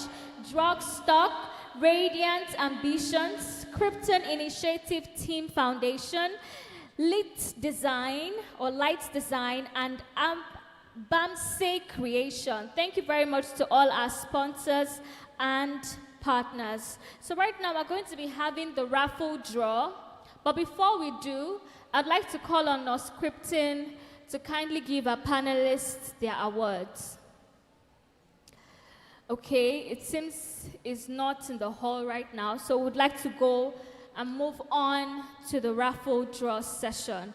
So I'll be calling on the names of people that are going to participate in this raffle draw. The first person, if you hear your name, kindly move to the front. This person is Awodeji Richard Timileyin. Awodeji Richard Timileyin. Thomas Moyoluwa Teniola. Thomas Moyoluwa Teniola. Alabi Susanna Tolulope.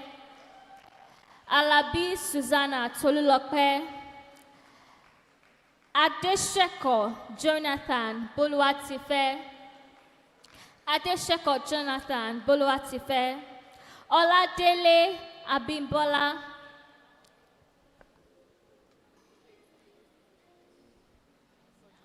Okay, so Nurse Krypton is ready, and I would like to call on him to give the panelists the awards. Just can we give him a round of applause? Thank you. Thanks so much. Okay, firstly, I want to call on Dr. Otufale. Dr. Otufale Adenike. Dr. Otufale Adenike. Thank you so much, Mommy. Please let us jam our hands for Mommy. Thank you so much, Mommy, for coming. Thank you so much for being a role model to us. Thank you so much, Mommy, for being an amazing teacher. Thank you so much, Mommy, for being a mentor to us. Thank you so much. Okay. On behalf of the Nightingales Summit, I present to you a Lifetime Impact Award to Dr. Taiwo Adenike Otufale in recognition of your lifelong dedication, sacrifice, and trailblazing contribution that have shaped the nursing profession for generations to come. Mommy, I want to say a big thank you to you, Ma, for being a source of inspiration, a source of motivation for thousands of nurses and nursing students all over the world. Thank you so much, Ma.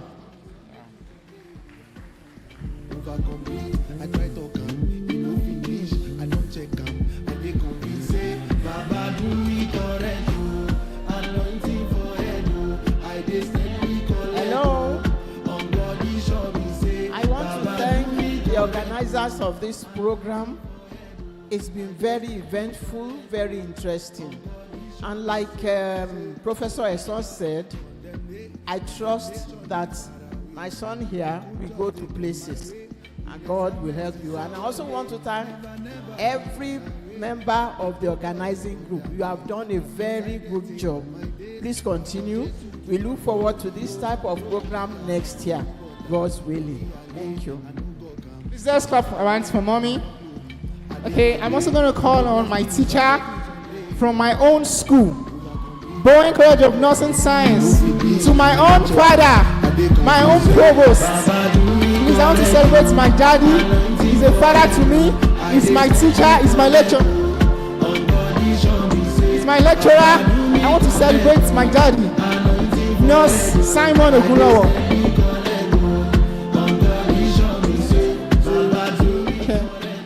So I want to celebrate Daddy, present this award from the Nightingales Summit, an award of a Life Impact Award presented to Nurse Ogunlowo Simon Oluwole in recognition of your outstanding vision, innovation, and influence in shaping the future of nursing. Please let us jam our hands for Daddy. Thank you so much, Daddy.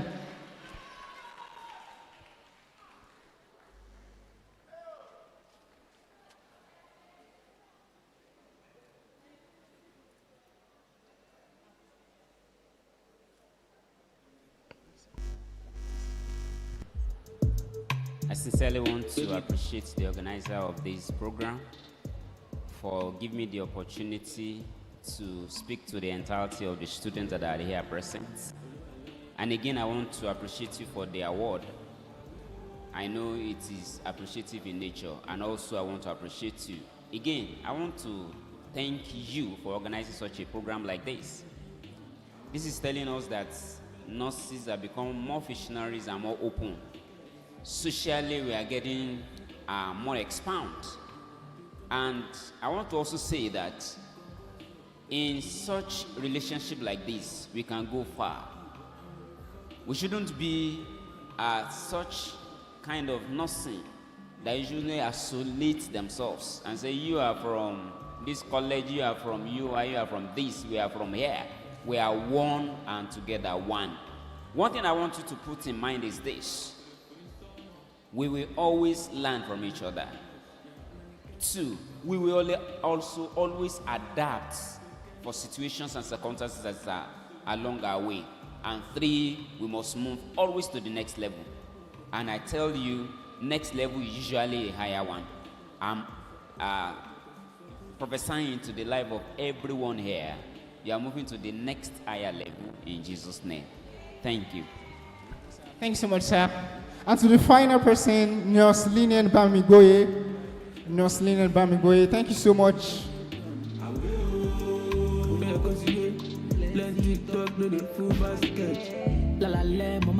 On behalf of the Nightingales Summit, we present to you the Future Shaper Award presented to Nurse Linian Tolulope Bamigoye in recognition of your unwavering dedication, exemplary leadership, and transformative contribution to the generation of nurses. Thank you so much for being amazing. Thank you so much for representing we the Gen Z nurses.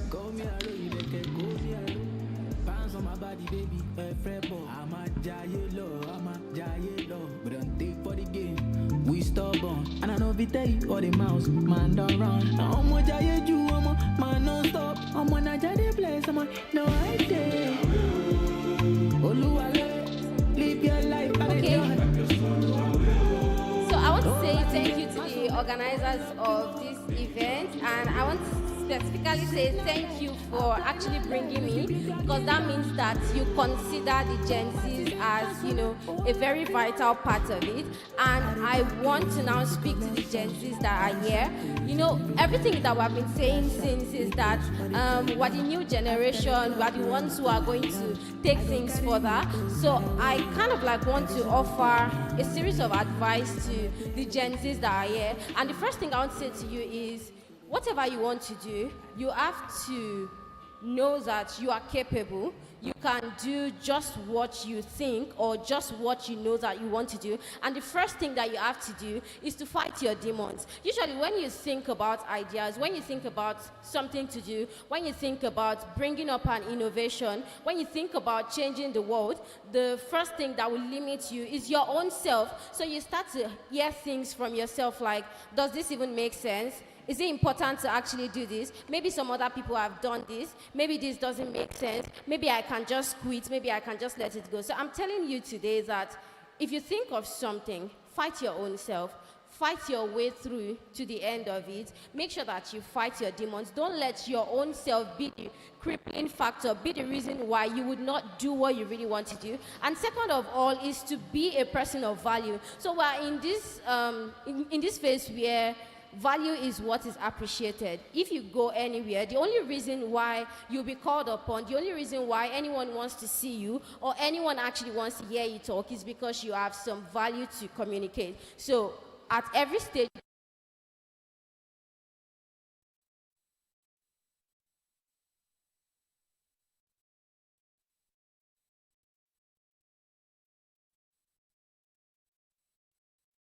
strategic positioning, right? So I'm Gen Z. I'm currently working as a nurse and other things, but I basically don't like what is going on in the nursing system.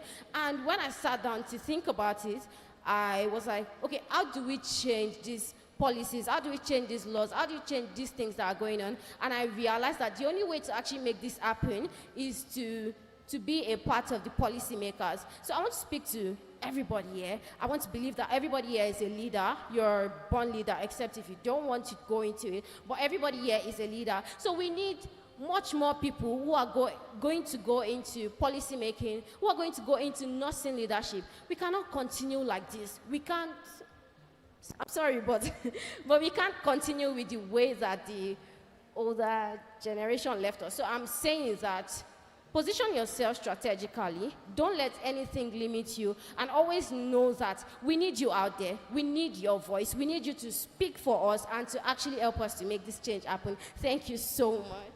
Thank you very much. She's saying that we can do better. It's really not easy to be in the healthcare system. We have to read a lot, put a lot of medical, let me say jargon in our head. Imagine, I just wanted to pronounce otorhinolaryngology. And see, it was a lot. So please, can you give yourselves a round of applause? It's really not easy to be in the healthcare system. So I'd like to call on the people that are in the raffle draw once again. Awodeji Richard, Thomas Moi Oluwa, Alabi Tolulope, Adeshoko Jonathan, Oladele Bimbola, Anyawu Chioma Priska. That is from Lautech.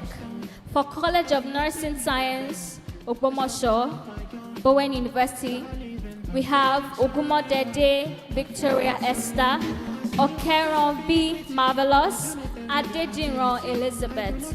From Oyo State College of Nursing Eleyele, we have Umoren B. Ewaoluwa. From University of Ilorin, Kwara State, we have Oyalagon. Sorry, if I don't pronounce that correctly, I'm sorry. Oluwatosin Precious. Musa Aishat Oiza. Musa Aishat. We are from Bowen University, Iwo Osun State. Emmanuel Temi Lolua. We're supposed to have 14. Emmanuel Timlolua. All right, is that all? Are we 14? All right, great. So can I call on the raffle draw team to come take over this session? What can I give to my Lord and make go? For me, you suffer like no me for so long. To you, I surrender.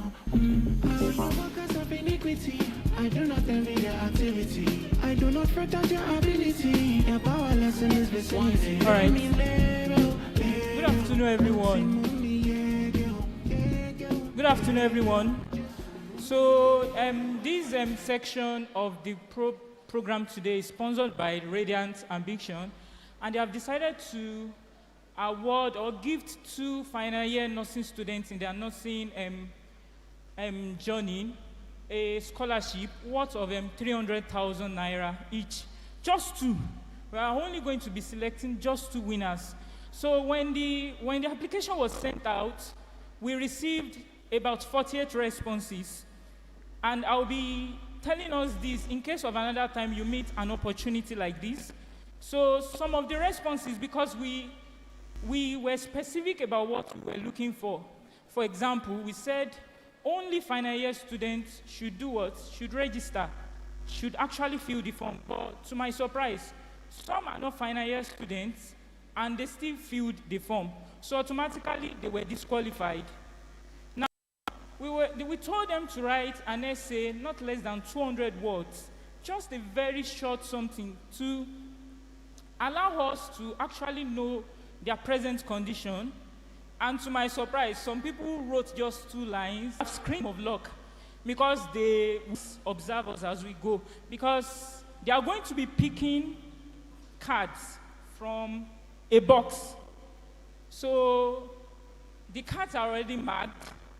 You understand? But we are going to be blindfolding them so that they will not be able to see what is on the card.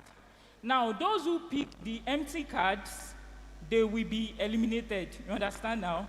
Then we move on to the second round, which is the final round. Thank you very much.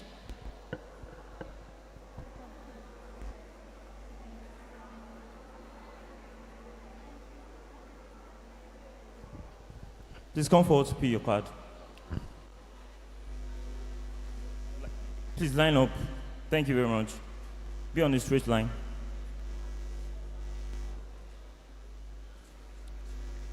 Please get the face masks and be blindfolded. Just give them, let them do it by themselves. All right, please let's be fast about it. We have people traveling back to their various destinations today. Please let's be fast about it.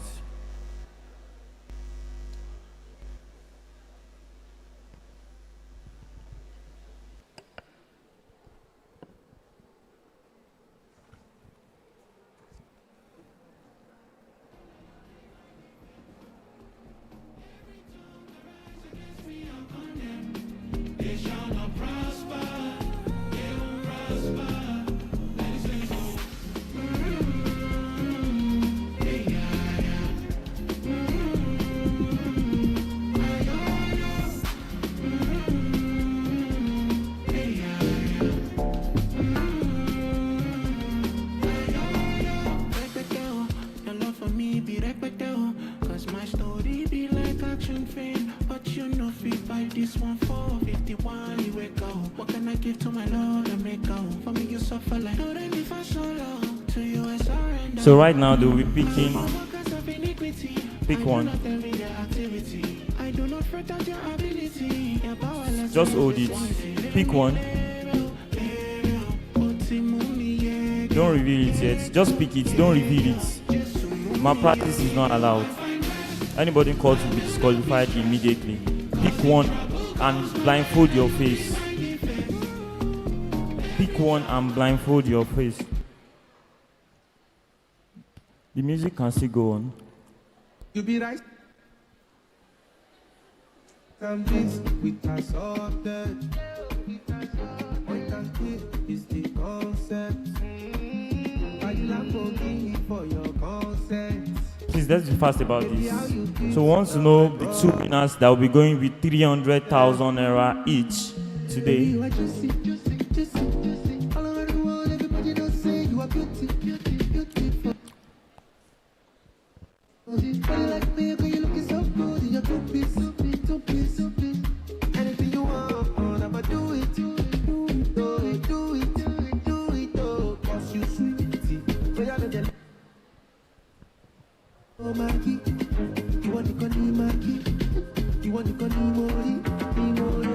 All right.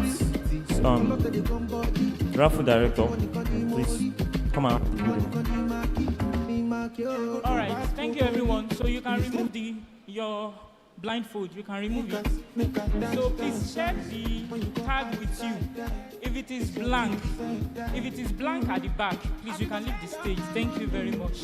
Please can we please clap for them?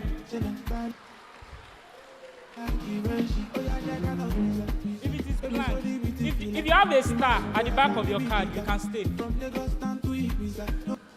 is blank. Yeah, you can go.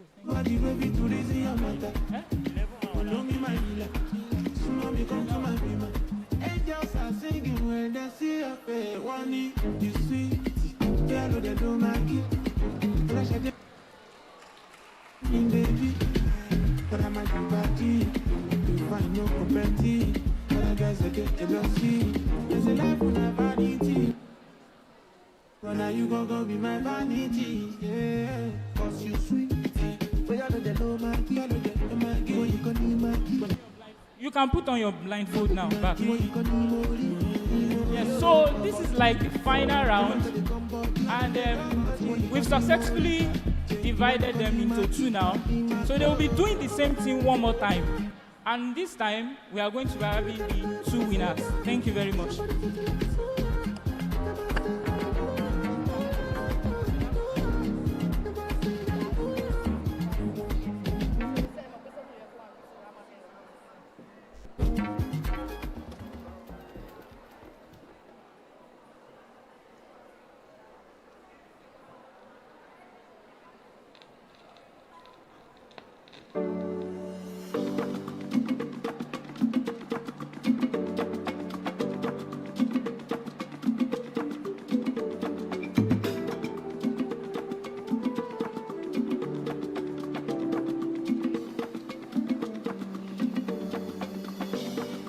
Falala, falala, make a de falala, falala. Blessings upon my life till they see me for valala. Mama say make I listen to Jah, make I no reason to fall. Man, I believe it too far. All right, so this is the final moment. You can remove your blindfold. I do not take this with levity. Nothing is new to me. Now you can check your card. If it is blank without a plus at the back, I'm sorry, this is the end of the line. So if you check now, if it is blank, you can leave the stage, please.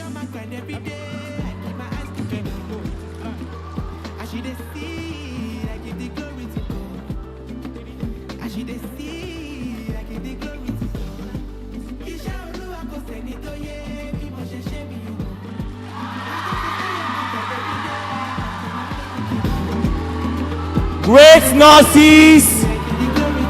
Great nurses! Great nurses! So we have the winner of the 300,000 raffle draw. So please, the team, please get the marker to put your name there, and before 24 hours you will receive your alert. Please put your name there. Get the marker to put your name there. All right. Thank you very much. On behalf of the Radiant Ambition, this project was actually sponsored by the Radiant Ambition. So I would love that you project the convener of the Radiant Ambition picture on the screen. The media. Radiant Ambition convener, please project a picture on the screen. So I'm representing her to read a speech for the Nightingales Summit to the winners. Please come and write their name. Team Da Vinci, please put their name there and let's take picture. The two people, put their name there with the marker so they can take the picture. Please put their name there. Please, the two winners, please wait. Please wait. The media, do you have the picture? All right. Please, the winners, please hold on. Please, I want you to come to the forward. To come forward, the winners. So, on behalf of Mrs. Wumi Oyewole, the founder, Radiant Ambition United Kingdom, I have a speech to read on behalf of her. So, good morning, distinguished ladies and gentlemen, nurses, delegates, and colleagues. Though I cannot be present with you in person today, I am truly delighted that the Radiant Ambition is able to share this special moment with you at the Nightingales Summit. Radiant Ambition was birthed from a simple but powerful belief that every individual has a talent and they deserve the chance to flourish and rise with confidence. Education, skill, development, and confidence, empowerment are the key we place into people's hands. Nursing is more than a profession, it is a vocation. By supporting student nurses through this initiative, we are collectively investing in the sustainability of our healthcare system in Nigeria. We are ensuring that the tomorrow nurses are equipped with resources, confidence, and opportunity they need to strive. I am grateful for the partnership and for everyone who is choosing to stand behind for the next generation of healthcare leaders. We wish the winners of the scholarship every success in their nursing career journey. Let's keep building a world where talent is nurtured, purpose is celebrated, and possibility are nurtured. Once again, we want to congratulate Mr. Nurse Oladele Samad Abimbola. Please come forward. Sadam Abimbola. Please come forward and take the picture. Cameraman, where are you? Please, the Nightingales Summit convener, are you here? All right, take the picture. Congratulations. So, please, hold on. Please help me give your account number to the coordinator. All right, with the team. Please come here.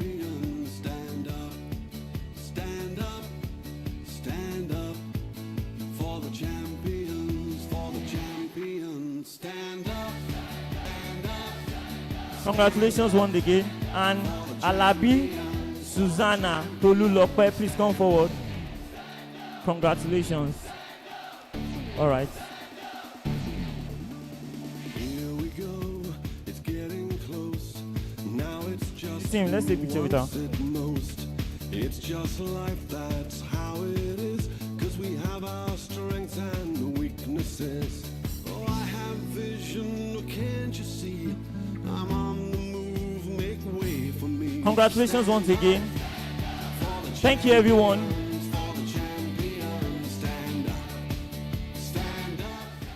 All right, everyone, we have come to the end. Oh, we are already there. I would like to say big congratulations to the winners. Please sit. We are not done. Please. First and foremost, I will be calling on the convener to come give its vote of thanks. But before he does that, please can everyone rise up? Can everyone rise up? So now I'd like you to pick up your phone. Pick up your phone, pick up your phone. Are we ready? Turn on your camera. I want you to record yourself showing that you came to the Nightingales Summit. So now what I want to do is I will call, should I call nurses? Okay, let me say the Nightingales Summit, wisdom of the past, strength of the present, vision for the future. I want to call the Nightingales Summit because I want that to sound. Are we ready? The Nightingales Summit. And vision. Come on, you know you can do better. The Nightingales Summit.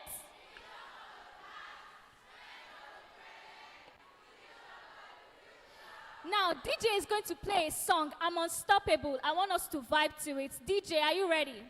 Still with your camera up, come on. Are we ready? Because you guys are unstoppable nurses. Come on, please turn it up, turn it up. I'll do it till the Now, sun Scriptum, goes down. please, would like to have you. Let's go. Hey. Oh yeah, oh yeah. I'll tell you what you wanna I like hear. this Leave lady, my thank sunglasses you. on while I shed a Back to the tear. song. It's never the right time. Yeah, yeah. I put my armor on so you are strong, I am. I put my armor on so Yes, I'm unstoppable today. Unstoppable today. Unstoppable today. Unstoppable today. I'm unstoppable today. Come on, make some noise. Woo! Thank you so much. You can have your seat. Before DJ, thank you. DJ, thank you. So before we have Nurse Krypton give his vote of thanks, we have Nurse Pal in our midst today who would like to give a very short 3-minute presentation. Please, let's give him a round of applause. Thank you. Good afternoon, everyone. Good afternoon once again. All right, so I am Samuel Oyeni, and I'm a graduate nurse from Ladoke Akitola University of Technology. Now, I am here to introduce you to something today. Please, can I please have our attention a little bit? I know we want to go home, but I won't take much of our time. So we know that nursing as a whole, nursing education, nursing, academics in nursing can be quite stressful. There are a lot of burdens and challenges nursing students do face during the course of their study. So that is why I and my team, we came up with a solution for all nursing students so that nursing education will be easier for them. All right, so the name of the brand is called NursePal. NursePal. Now, NursePal is coined from 2 English words. The first one is nurse, the second one is pal. Now, pal means friend. A pal is your friend. So what NursePal stands for is that they are your friend and they are ready to guide you during your academic journey, especially in terms of research writing. Then when it comes to mentorship, tutorials, and also motivation, study partners, and things like that. So the brand is actually new and fresh, and we have our QR code presently being displayed. Now the thing is that for your friend to be able to know how to come into your life, you need to have something we call a talking stage. So kindly please scan our QR code and fill the form there so that we can know the kind of services NursePal will bring to you. The thing is that NursePal is ready to move across our nursing institution in Nigeria to meet the needs of nursing students generally. And if you feel like you are you want to be our ambassador to your institution, please, you can see any of us, my colleague and I, so we can put down your name and we can reach out to you. Thank you very much. God bless you.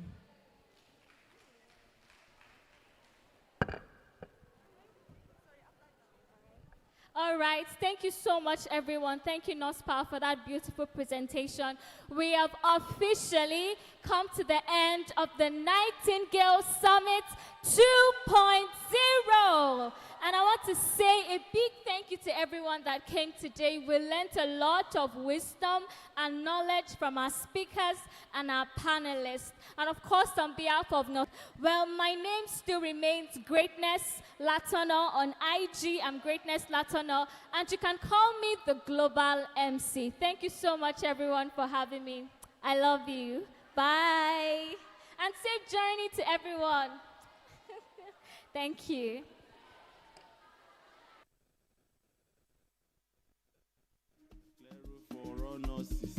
Clear road for all nurses, nurses don't take over US, UK and Canada. Now we they run this location night and day on a day. Nurses don't take over US, UK and Canada. Now we they run this location night and day on a day. When I fall out, there's a certificate for attendance. I go So they please move go from out what and to use what to North check this. Britain if you want your certificate. When I fall out, There is a certificate my for squad, attendance. I go they move from what to Oh, what come to and check meet this. me For my for the pressure this